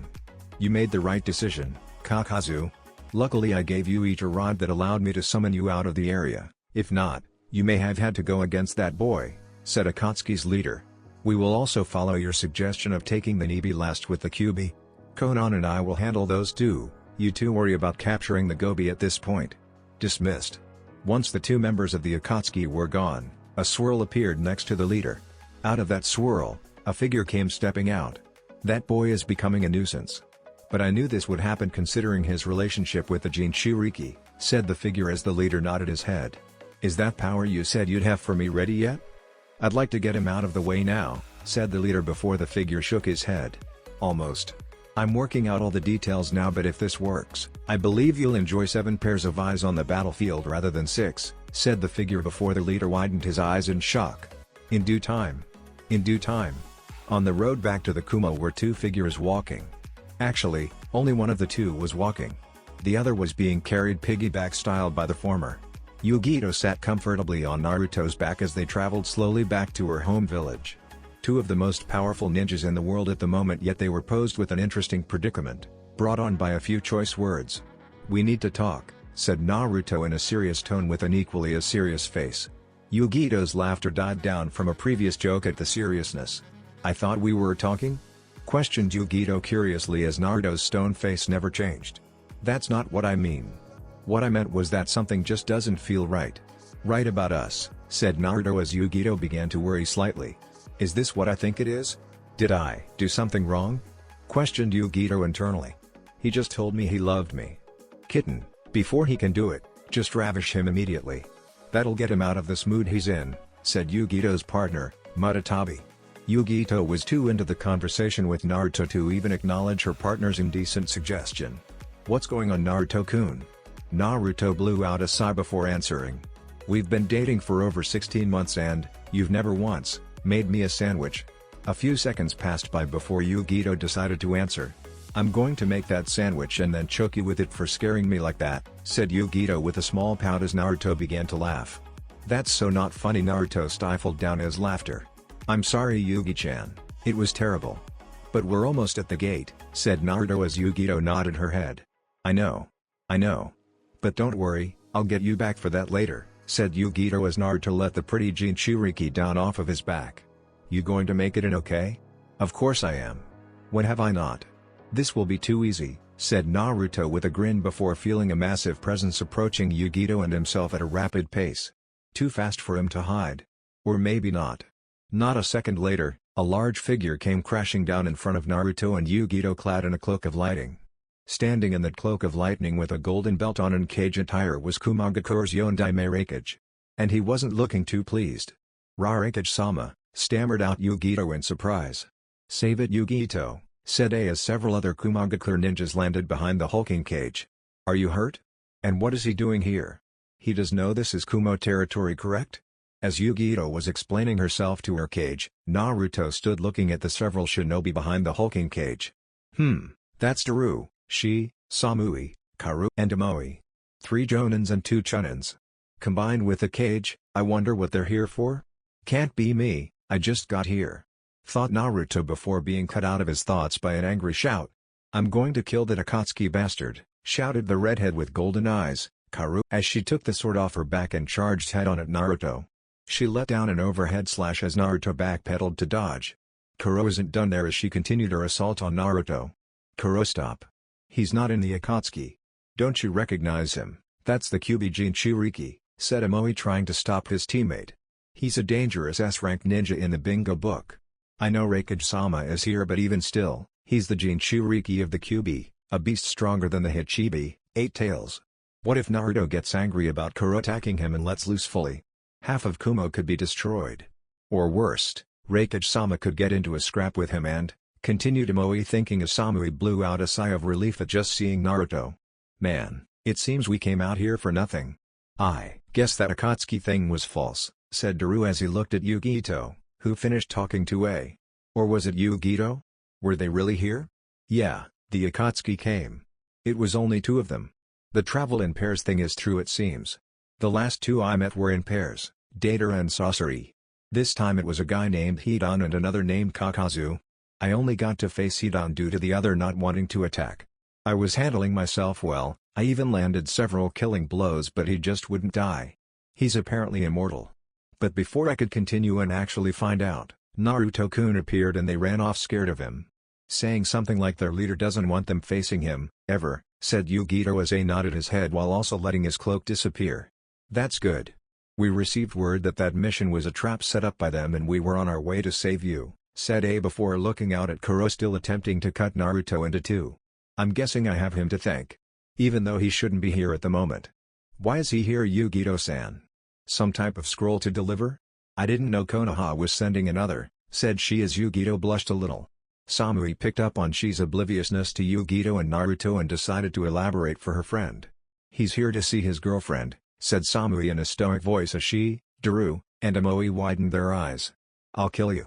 How dare you try to started Kuro." She tried to slice into Naruto, only stopping halfway when she heard Samui's monotone voice. "You're Yugito's boyfriend? The one she dreams about and says weird things to in her sleep?" Yugito's foxy-kun Naruto stopped backpedaling as he began to rub a hand awkwardly against the back of his neck. "Yes, I do believe I'm that guy. But Foxy-kun, huh?" asked Naruto, looking at Yugito with a smile as her face turned red from embarrassment. Naruto's smile faltered a little when he felt killing intent directed at him again as soon as Kuro's killing intent left. "I'll kill you," shouted she as he lunged at Naruto after running through several hand seals. Reigen Reikachu, lightning illusion, flash of lightning pillar. A flashbang appeared to go off behind she as Naruto was met with a blinding light. Naruto channeled some chakra immediately to break the illusion as his chakra burst cracked the ground around him. Once out of the illusion, Naruto noticed she come back into focus sprinting at him. "Die!" shouted she as he was met with Naruto holding his hands in the tiger seal. As she closed in on Naruto, an eerie darkness began to shroud the surrounding land and his vision. A few feet before he reached Naruto, she could see nothing but darkness. This must be a genjutsu. While she attempted to break the genjutsu with no success, Ai walked over to Naruto. "Thank you, Naruto. Kumo owes you a great debt. Had it not been for your intervention, Yugito could have been the next victim." "Besides the Ichibi of Suna," said Ai before stretching out a fist at Naruto. Naruto nodded his head while also extending his fist to the cage. Their fists tapped together as they looked at each other for a little while before Ai grinned slightly. "But you are on Kumo territory without permission," said Ai as Naruto's face became a little more serious at the unexpected comment. "Since I came out here expecting to face down an S-rank opponent and you're the only one I see, it would only be justice if you and I faced each other in a spar." Naruto's face perked up at the word spar. "Why would a Kage want to spar with a Jonin?" questioned Naruto as Ai laughed slightly. "You're far too humble. I've heard you're the next Hokage to be anyway, and I'm far too intrigued by your skills to let you get out of this. Yugito's been telling me all about you and I want to see it for myself." "Right now," said Ai as he took off his cage robe and tossed it back to Daru, who snagged it out of mid-air while keeping the same lazy expression on his face. Kuro was standing beside Yugito as she blew out a snort. "Is this really necessary, Reikage-sama? We already know who will win. Naruto's probably not even fast enough to hang with you," said Kuro as Naruto vanished in a sunshine to appear beside Yugito. "Yugi-chan," said Naruto, scaring Kuro with his sudden appearance. Yugito looked up to Naruto before seeing the smile on his face. Naruto turned back to Ai. "How about a wager?" Ai's face perked up. "A wager? Why not? What are the stakes?" said Ai, stretching it out a little bit before the spar. "I impress you and or win the spar, Yugito comes back with me to Konoha," said Naruto as Ai looked thoughtful for a second. "If I cannot accomplish that, I stay here and become a Kumo resident instead. It's actually allowed due to the terms of our agreement." The surrounding Kumo ninjas along with Yugito's eyes widened at that wager. "We'd be gaining a valuable asset if Reikage-sama takes this bet and wins. He could just knock the kid out immediately with a full-powered cloak and that'd be the end of it." But then again, Reikage-sama didn't seem surprised when Samui announced Naruto was Yugito's boyfriend, so he might actually allow Yugito to go off with her lover. "This will be dull. I could be doing better things with my time," thought Daru as he looked uninterested at the proceedings. Anyone close to Daru could see the underlying intrigue because he too wanted to see Naruto's abilities firsthand. "Can someone please get me out of this genjutsu? I want to see Reikage-sama kick the leaf trash's ass," said she, who was still trapped in Naruto's genjutsu. Even though he couldn't see, he could definitely hear and was hoping that he'd be able to see the spar. "Wow, Naruto-kun. That's crazy. You know for a fact that you wouldn't win against Reikage-sama. And even if you could, you wouldn't because it'd cause an unnecessary power struggle between villages. Same as your fight with Gaara," thought Yugito before turning to her cage. "And I'm sure Reikage-sama knows that and is already impressed with Naruto-kun. This is just really a spar in actuality, Naruto's already won the bet. This'll mean that we'll be together more often. And you know what that means? That means that 24/7 365, he'll be able to give it to you all the time with that huge started Nibi before being cut off by her now flustered and red-faced Jinchuriki." Ai chuckled before nodding his head. "You have yourself a deal. But of course, no killing or maiming blows, and the victor of the spar is given to the one who can either knock the other person unconscious or when someone gives up, said A as Naruto nodded his head. Well, let's get to it, shall we? I got all day, said Naruto, taking off his flak jacket and the black shirt he had on underneath, leaving him shirtless. Karu blushed immediately at the chiseled upper body of Naruto's along with Samui, though her blush was less noticeable than Kuro's. The orange fox that adorned Naruto's right arm seemed to glow slightly as Naruto let his chakra flare along with eyes. Ready when you are Raikage Dono, said Naruto getting into a fighting stance. Daru, start the spar, said A. Daru landed in between both of the shinobi as the other surrounding ninjas all backed up to a safe enough distance. Daru raised his hand before looking at both of the two to check if they were ready. Seeing them both nod their heads, Daru let his hand fall. Hajime, said Daru after jumping out of the way as a shock wave occurred from Naruto and A meeting in a clash. Ai's fist was blocking Naruto's kick while Naruto used both hands to block Ai's punch. The two then began a fast exchange of taijutsu. Spectators, I can barely see their movements, said Kuro with raised eyebrows. To think that Naruto guy's taijutsu is that good to match Raikage-sama's. It's crazy. True, he's good. But Raikage-sama doesn't seem like he's going all out on him, nor has he activated his lightning cloak. Once he does that, it'll be over since Naruto won't be able to handle his speed, said Amoy getting a nod from his red-haired teammate. Yeah, that's true. Raikage-sama is the fastest man alive. But then again, Naruto has his own way of dealing with faster opponents. Thought Yugito as she continued to watch the two exchange blows. Finally. I can see again, said she, finally being released from the genjutsu due to Naruto's involvement with A at the moment. She then leapt over beside Yugito as his eyes were glued to the fight. Yugito-chan, how could you date one of those leaf dogs? Yugito never answered she because Samui decided to for her. You'll have to get over it. Yugito's head over heels for that guy, and besides, your 12-year crush on her needs to stop. It hasn't happened since then and it probably won't happen now due to the Senju boy. Daru's lazy expression faltered a little as he perked up. You mean to tell me that when you were 12, you had a crush on an 8-year-old? Said Daru as she put up placating hands. It's not like that, said she as the rest of the group looked at him as if he was a weirdo. She then heard a muffled cough from Kuro that eerily sounded like pedophile. Let's just keep watching the fight. A and Naruto, the taijutsu battle continued as A lashed out with an elbow, which Naruto ducked before rising back up with an uppercut. A moved his head slightly to dodge the fist before feeling Naruto's hand come down around the back of his neck. A felt Naruto began to tug down on him to grapple him and likely sling him away. He's pretty good. Definitely fast and his taijutsu is flawless, but he's not strong enough, thought A as he stood up at full height, lifting Naruto off the ground with ease due to his hand still being on the back of his neck. A then sent a fist into Naruto's gut, that while blocked with Naruto's other hand still sent him several feet away. Naruto landed on his feet, skidding slightly from Ai's punch. You'll have to be stronger than that if you want to try and toss me, said A before seeing Naruto's grin. A sizzling noise began to ring in Ai's ear as he finally realized what was going on. He placed an explosive note on me. How clever. Boom.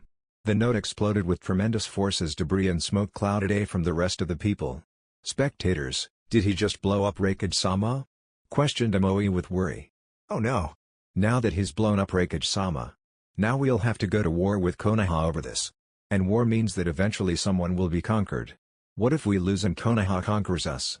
Then I'd have to be a slave and work in the field for the rest of my life. He didn't get him. It was close, but Raikage-sama's fine, said Daru as the smoke cleared. But it seems Raikage-sama is going to get serious with Naruto. He could have been killed had he not activated his jutsu. Finally, Naruto can compete with Raikage-sama's speed, said Kuro smugly as she and the rest watched the spar continue, though Amoy continued to run down a series of unfortunate events that could happen in his head. A and Naruto, that was a close one. If it wasn't for this cloak of mine, I may have actually been killed due to that. A let his lightning cloak spark even stronger as his hair stood up slightly in the back. Well then. Let's see how you deal with this. A sparked across the battlefield in the blink of an eye with a fist outstretched at Naruto. A was surprised however when Naruto's head was shifted slightly to the left to dodge the huge fist. What? Questioned A before noticing Naruto's new appearance. There was an orange chakra shroud surrounding Naruto that was identical to Ai's, although his cloak was firier than the cage's lightning cloak. Naruto's eyes also changed into a bright orange while a black seal appeared over his chest and stomach. You're definitely Namikaze's son.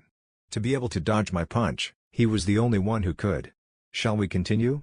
Questioned Naruto before lashing out with a fast kick at the hulking cage.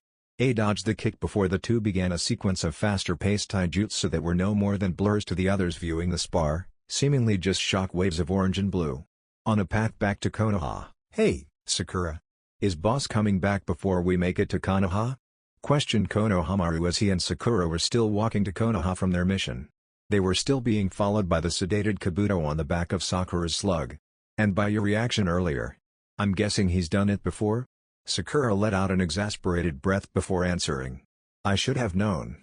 Especially considering how close we were to Kumagakure. He was bound to leave and I wouldn't have been able to stop him anyway. But yeah, he'll be back before we make it to Konoha.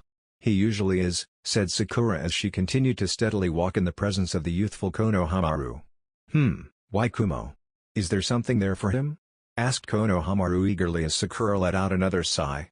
"I said earlier that his clone took his place so he could see Yugito. Yugito is Naruto's girlfriend. She happens to live in Kumo. And Naruto always goes to see her when he gets the chance. Of course, off the record and during missions most times. It's not smart either. What if something happens to us?" questioned Sakura as Konohamaru pointed a finger to his chest. "I'll protect us.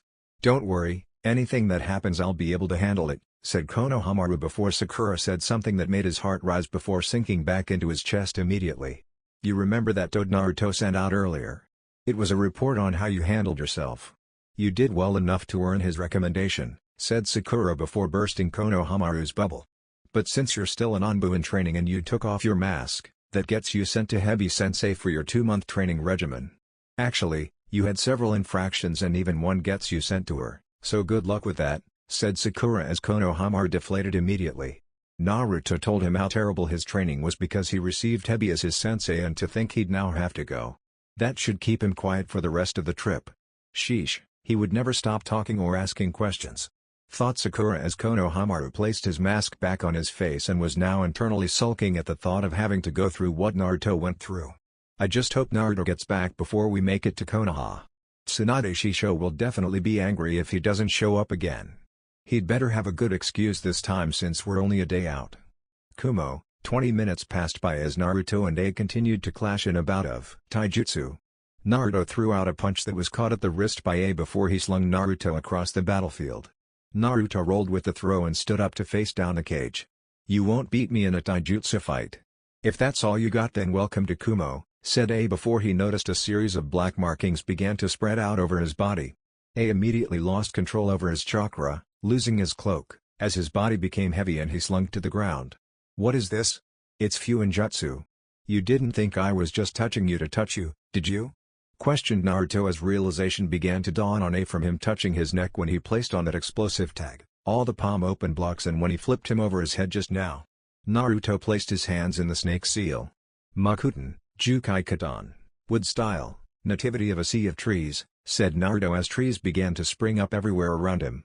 Gargantuan trees were being brought forth out of the ground at a rapid pace toward the immobilized cage. The trees smashed into the cage as they planted him firmly into the ground with tremendous force. Naruto looked out at the downed cage before smiling. "He's good. I wonder how long I'd been fighting a clone. Probably in that explosion from the earlier explosive note," thought Naruto seeing the cage disperse into lightning, signifying a clone. "PFFT, what did you expect? All of these cages are good, if not then they wouldn't deserve the title of Kage," said Kurama in Naruto's head. "Well, you do realize that one day I may become Hokage, does that mean that I'll be good?" replied Naruto in his head. Naruto heard a loud snort in return from Kurama. "Ha, the only hard part about beating you would be trying to get your mashed up body off the soles of my paws." Naruto internally laughed. That was actually good. I'd have a rebuttal but I have a cage taking up all my concentration. Thought Naruto back as he turned to the left to see A nodding his head in the distance. "Nice skills but you should really notice when you're battling a clone," Naruto laughed remembering he told Konohamaru the same when they were battling Orochimaru. A then brought his hands up in the ram seal. A let off a massive burst of lightning that looked more like an expanding bomb detonating around him. The lightning bomb began to tear up the surrounding landscape and trees created by Naruto as it pushed its way toward the young Kyuubi Jinchuriki. "That's impressive," said Naruto before biting his thumb and slamming it into the ground. "Kushios, Yaji Rashomon, summoning, quadruple Rashomon," thought Naruto as a series of 4 gigantic demonic gates sprung from the ground in front of him. The Raikage's jutsu hit the first gate as it mauled its way through it before being stopped by the second of the gigantic gates. Orochimaru must suck at making these gates because he used 3 and Kurama mauled straight through them. The Raikage's jutsu looked powerful as hell, stronger than Kurama's, and I only needed 2, said Naruto before feeling a massive spike in chakra. Here he comes and I'm sure he'll be able to take down the remaining 3. I have to time this right. Naruto was correct in his assessment of Aizen 10 as he noticed his second gate come tumbling down along with his third and he could see the makings of cracks in his last remaining gate. Naruto ran through 2 hand seals ending on Tiger as he prepped his jutsu. A tiny spark of lightning popped through the gate as Naruto deemed the time was now. A came smashing through the last gate, clad in his lightning cloak, with a fist outstretched. This is my father's Jigokazuki, Hellstab.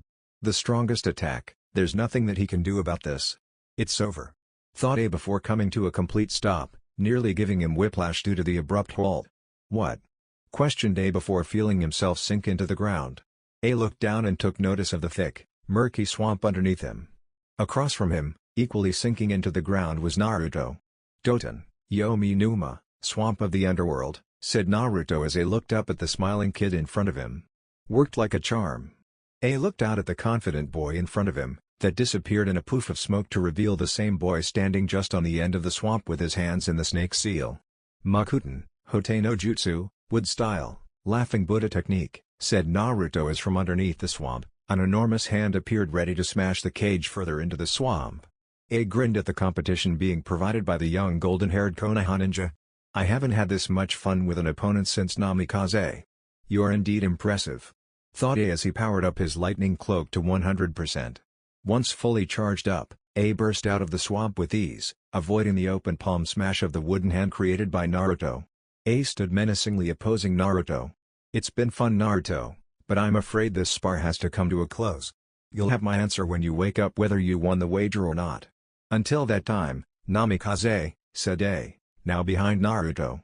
Naruto's eyes widened before closing due to the chop to the neck from A, who had to be careful not to damage Naruto due to the velocity of the chop. The last thing Naruto saw was Yugito's smiling face before succumbing to unconsciousness. One day later just outside of Konoha, Sakura and Konohamaru had stopped in a clearing for the night before heading out again to get to Konoha by the end of the day. Kabuto was still tied up to the back of Sakura's slug and still being continuously sedated by the slug summon to keep him from moving. Sakura-san, came the voice of Saru behind his mask as he walked next to Sakura and her slug. It seems Naruto-senpai is still not here and we are all but just in Konoha. What should we do? Sakura was prepared to answer before an enormous smoke cloud appeared in the path in front of them. Konohamaru immediately went on the defensive by positioning himself in between the cloud and Sakura while Sakura did nothing but continue to walk forward without a change in pace. I got this. I got this. Whoever it is. Calm yourself, Konohamaru. You were beating Orochimaru for Kemi's sake.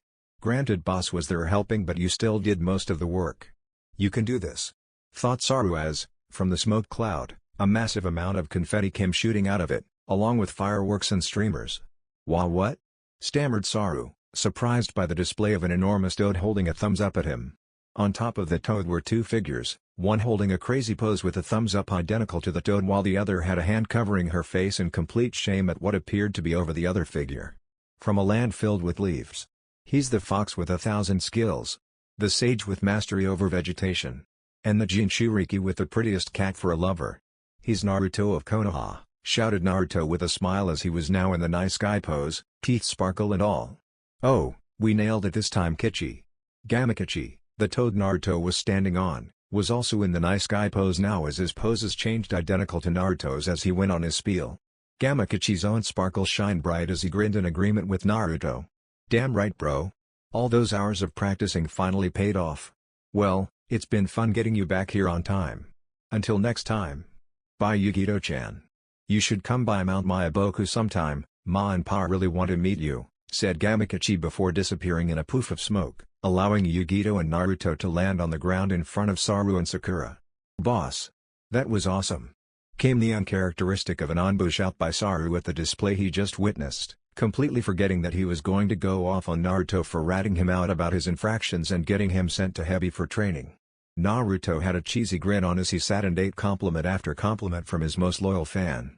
While this was going on, Sakura just continued to walk and eventually was joined by Yugito, who still had a hand covering her face. "Hey Yugito-san," said Sakura with a slight smile as Yugito lowered her hand to smile back. "Hey, Sakura. Please tell me Naruto-kun doesn't introduce himself like that every time?" questioned Yugito. Sakura nodded her head and Yugito brought her hand back up to her face. "That's so embarrassing, I can't imagine how you feel having to go through that. I've only seen it once and it was too much for me." Sakura and Yugito continued to walk before Sakura decided to pose a question. "Hey, Yugito-san. Not to be rude or anything, but why are you here with Naruto in the first place? Did you have a scroll to deliver?" asked Sakura as Yugito lowered her hand to reach into the ninja pouch behind her. She then pulled out a scroll from her pouch and handed it to Sakura. Sakura looked hesitant to open it but the nod from Yugito encouraged her to read its contents. Sakura unraveled the scroll and opened it before reading its contents. Once finished, she looked back at the smiling Yugito. "You're moving to Konoha?" shouted Sakura with surprise as Yugito nodded her head jovially. "How did this happen?" Well, Naruto got into a spar with Raikage-sama and they had a little wager," said Yugito as she began to retell the events that occurred since Naruto disappeared to go and see her. Flashback: one day ago, Naruto awoke 30 minutes later in unfamiliar territory. Well, in not really as unfamiliar as it should be territory. Yugito's bed, so that would mean that I'm in Yugito's home, which is inside of Yugito's village, which is Kumagakure. Thought Naruto as he sat up in Yugito's bed and rubbed the back of his neck. Raikage Dono can hit hard. "Boss owes me for this," said Naruto as Yugito was entering the room, fondling her boobs. "I don't owe you anything at all. You're a clone. That's what you're supposed to do. I mean you're made of my chakra in the first place, so get over it," said Yugito as she dispelled the Naruto clone. "You know what, Yugito, I swear your boobs have gotten bigger since the last time I saw you. Don't you agree?" Inside of Yugito's head, Naruto stood opposing her and Matatabi as she was helplessly watching Naruto make her fondle herself due to his control over her. "This jutsu is ingenious, Naruto-kun. And the way you use it is incredible. What is it called again?" came the voice of Yugito's Baijuo, Matatabi. "Oh, this jutsu. It's Gamadai Irakaji Yatsuri no Jutsu, Toad Flatness Shadow Manipulation Technique," said Naruto back to the towering being of pure chakra. "Though I will be losing control here pretty soon since I can't hold my breath for much longer." After saying that, Naruto was firmly ejected from Yugito's mind and Yugito was given back control once again of her body. She turned her head back to see her shadow coming out of the ground. Except it began to turn into Naruto. "I really dislike that jutsu," said Yugito as she shook out her body to get the chills out of it from being controlled like that. "Well, I couldn't just lose to your cage now, could I? But then again, I really couldn't win either. So I went with the next best option and just used a wood clone. He never even noticed, and if he did, he didn't care enough to acknowledge it. Plus it's even better, I got what I wanted," said Naruto with a smile at the last part. Yugito smiled back. "And what was that?" questioned Yugito back as Naruto continued to inch forward toward her. "Well," started Naruto as he closed in on Yugito's lips. "Oi!" shouted a clone of Naruto's in the doorway, ending Yugito and Naruto's moment. "How come you get to get all the loving while we have to do all the packing and stuff?" Naruto grew a tick mark on the back of his head at his clone as he turned around. "Why are you guys getting so angry and rebellious against me lately? I mean, it's crazy, I'm your creator," said Naruto as his clone dropped the pair of scrolls he held that contained some of Yugito's belongings. "I apologize, boss. I'm just sad that you gave Naruto 1C lingerie duty," said the clone as they turned to see a clone buried in a pile of Yugito's skimpy attire, frolicking about in the pile of sexy undergarments. "I see. Don't worry, I'll handle this," said Naruto as he walked over to the pile with the clone in it. All Narutos take a break and join the party. One item per clone only. I, being the boss and original, get the rest. The Narutos all nodded their heads at the plan as they moved to grab their own. While this was occurring, Yugito stood with an even bigger tick mark on her head as she watched some of the Narutos fight over a pair of panties. "While I am quite the pervert, I do agree with you, please end this," said Matatabi in Yugito's head as Yugito happily obliged. Yugito's nails extended before she unleashed righteous fury upon all of the whiskered blondes before making the original Naruto finish up her packing. No clones allowed this time. End flashback. "And after that, Naruto-kun and I made haste to come here. He summoned his toad and we got here in one day," said Yugito. Sakura nodded her head. "Wow, that's bold of Naruto. And crazy of your cage to just allow that." For him to be so willing to give up a Jinchuriki like that is amazing of him. He must really care about your happiness to allow you to just leave with Naruto like that. True, he has been like a father to me, so I'm guessing he was really just looking out for me, said Yugito before she put the scroll back in her ninja pouch. But then again, this will also cement our alliance and we'll be more of friends than before. There could be true peace between our villages and Naruto probably knew that. Of course I did, sweetheart, said an excited Naruto behind Yugito before picking her up bridal style. Welcome to Konoha, Yugi-chan. Naruto planted a juicy kiss on Yugito. Pausing for a moment after the kiss, Yugito smiled and gave Naruto a nod. That was perfect. Naruto nodded his head in agreement before they disappeared in the sunshine, leaving Saru and Sakura at the gate. Was that Naruto and his girlfriend? Questioned one of the gate guards. Yes, it was. I'm not sure where they disappeared to, but they better be in Tsunade's office by the time we get there, said Sakura as she handed her mission scroll to the man. The guard nodded his head before handing the scroll back to Sakura. Well, I'll see you later, Sakura-san, and Saru. Good luck. Sakura nodded and began to walk away. The gate guard then took notice of the slug trailing behind the medic. Wait, is that Kabuto on the back of that slug? He only received light snores as an answer due to his partner being knocked out asleep. Lazy ass. He should be more proud of what we're doing. We guard Konoha and are its first line of defense. Well, besides the Onbu and Border Patrol. And our sensory squad. But the fourth line is still important. Thought the gate guard in his head before sitting down. Well, actually Naruto just absolutely bypassed the gate without me being able to do anything to stop him. I'll have to work harder and make sure that doesn't happen again. I can't let that youngster disrespect me. I've been a ninja longer than he has. But he is a jonin and I heard he was an Onbu captain. But still, he needs to respect me. Don't need another Jiraiya walking around here. 15 minutes later, Hokage's office. Come in. Came the voice of Tsunade as she heard a knock on her door. Tsunade looked up to see her student and Saru enter her office and smiled at their presence. Wait, where's Naruto? He didn't leave you all again, did he? Sakura was about to answer before a strong breeze flew through the office. The cause of the breeze made his presence known immediately. What, Ba-chan? Why would I do that? Questioned Naruto as he now stood in Tsunade's office via sunshine. Naruto, you have to stop leaving your teammates like that. What if they get ambushed while you're away? You could have taken them with you. Well, if I was away, which I'm not saying that I was, Saru could handle it well enough. Plus, why do you keep insinuating that I left them? Asked Naruto as Tsunade blew out a sigh. Hi, Yugito-chan. From behind Naruto, Yugito peered out at the busty cage. Hi Tsunade Dono, nice to meet you again, said Yugito as Tsunade smiled at the pretty blonde Jinchuriki. That doesn't prove anything. She could have just come of her own free will, said Naruto before Tsunade noticed something off about the two of them. Naruto, why is there a claw mark ripped through the middle of your shirt? You're also missing a shoe while Yugito's hair and ponytail are all messed up, plus she doesn't even have pants on, said Tsunade as the two of them grew red in the face. Couldn't wait? I mean, it couldn't have been more than 15 minutes since you've gotten here. You know what, never mind, just give me the rundown of the mission. Naruto stood at attention after coughing. Team Naruto reporting back from their A-ranked mission to Tenchi Bridge. Mission status success. At the bridge, I transformed myself into Sasori to meet with the spy.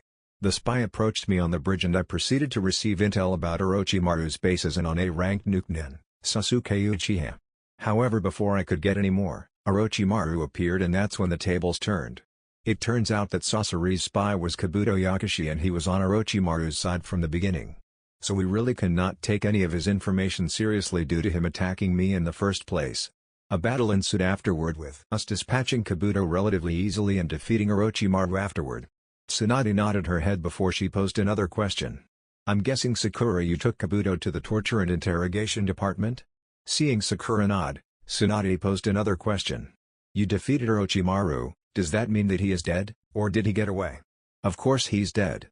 Naruto blew his head off with a Rasengan. Thought Saru in his head. Despite the condition he was in as we left, I'm certain that Orochimaru lived, said Naruto as he let a hand comb through his hair. As he did that, he made a series of quick hand seals to Tsunade that were unnoticed by the rest of the group. Tsunade nodded her head at Naruto. Well, good job team. Despite not making sure Orochimaru was incapacitated, at least you got his right-hand man. I'm calling this mission a success. Saru and Sakura, you're dismissed, said Tsunade as Sakura and Sara both left the office, leaving Yugito and Naruto alone with Tsunade. It seems your other mission was a success as well, said Tsunade with a smile at Yugito. Naruto was smiling as well as Yugito looked at the two confused. You had another mission? Questioned Yugito as Naruto nodded. Yes ma'am. It was to pick up a package, said Naruto as he pulled out a scroll from his ninja pouch, that was still attached to his hip even after his earlier escapade with Yugito. Yugito opened the scroll and read its contents. Wow, me coming to Konoha was already planned? Tsunade nodded her head still smiling. Rikage Dono and I have already been discussing this. And this is the result, welcome to Konoha. That's amazing, said Yugito before she realized something. She then turned to Naruto who was creeping slowly out the room. You weren't spontaneous at all, Naruto laughed sheepishly before performing a shunshine next to Tsunade. Sorry Bachan, I got to go. I'll give you my written report later, said Naruto giving Tsunade a cheek kiss before disappearing in another shunshine. Get back here, shouted Yugito as she went flying out of the window after the nine-tailed Jinchuriki. It seems things are going to get livelier around here, said Tsunade with a smile. Yugito's still only wearing panties. Well, at least the man of the village will be excited at her introduction. Somewhere in the land of grass, a small candle was illuminating a dark room as a figure could be seen seated at a throne. A series of coughs rang out before a laugh followed shortly afterward. It's time. 1 week and Sasuke will be mine. Kukukuku, said the figure as his golden, slitted eyes opened up. Sasuke was seated with his legs crossed and his eyes closed in the middle of a room far away from the snake Sanin. Sasuke opened his eyes to reveal his Mangekyo Sharingan. So it seems it's time. Naruto, you better be here. I need you for what I plan to accomplish. I'm sure you'll bring Sakura with you along with those other ones. Not to mention, I'm sure she'll be here, said Sasuke before standing up and walking out of the room to prepare for the week at hand. Hidden location, the Fort Dales, has been successfully captured, said the spectral image of the leader of the Akatsuki. Kakazu and Hidan will go after the Gobi in a week. We will reconvene then for the sealing of the 5 tails. Dismissed. The other members of the Akatsuki departed the chamber. After they were all gone, a vortex opened up beside the leader. Is it time? Questioned the leader. The figure nodded his head. Shall we be going? It'll take you a week to recover from this surgery and we only have a week before the Gobi gets sealed, said the figure as he then vanished into another swirl. The leader's rippled purple eyes seemed to shine brightly in the darkness before a small smile graced his face. This will definitely help. Your time will come soon, Kyubi, said the leader as his own spectral image vanished into the darkness, leaving only the dead body of the beast Jinchuriki in the room. That's it for this video. I hope you all enjoyed the video. Don't forget to like the video, subscribe to the channel, and follow me on my other social media accounts. Anime God here, and I'm signing off.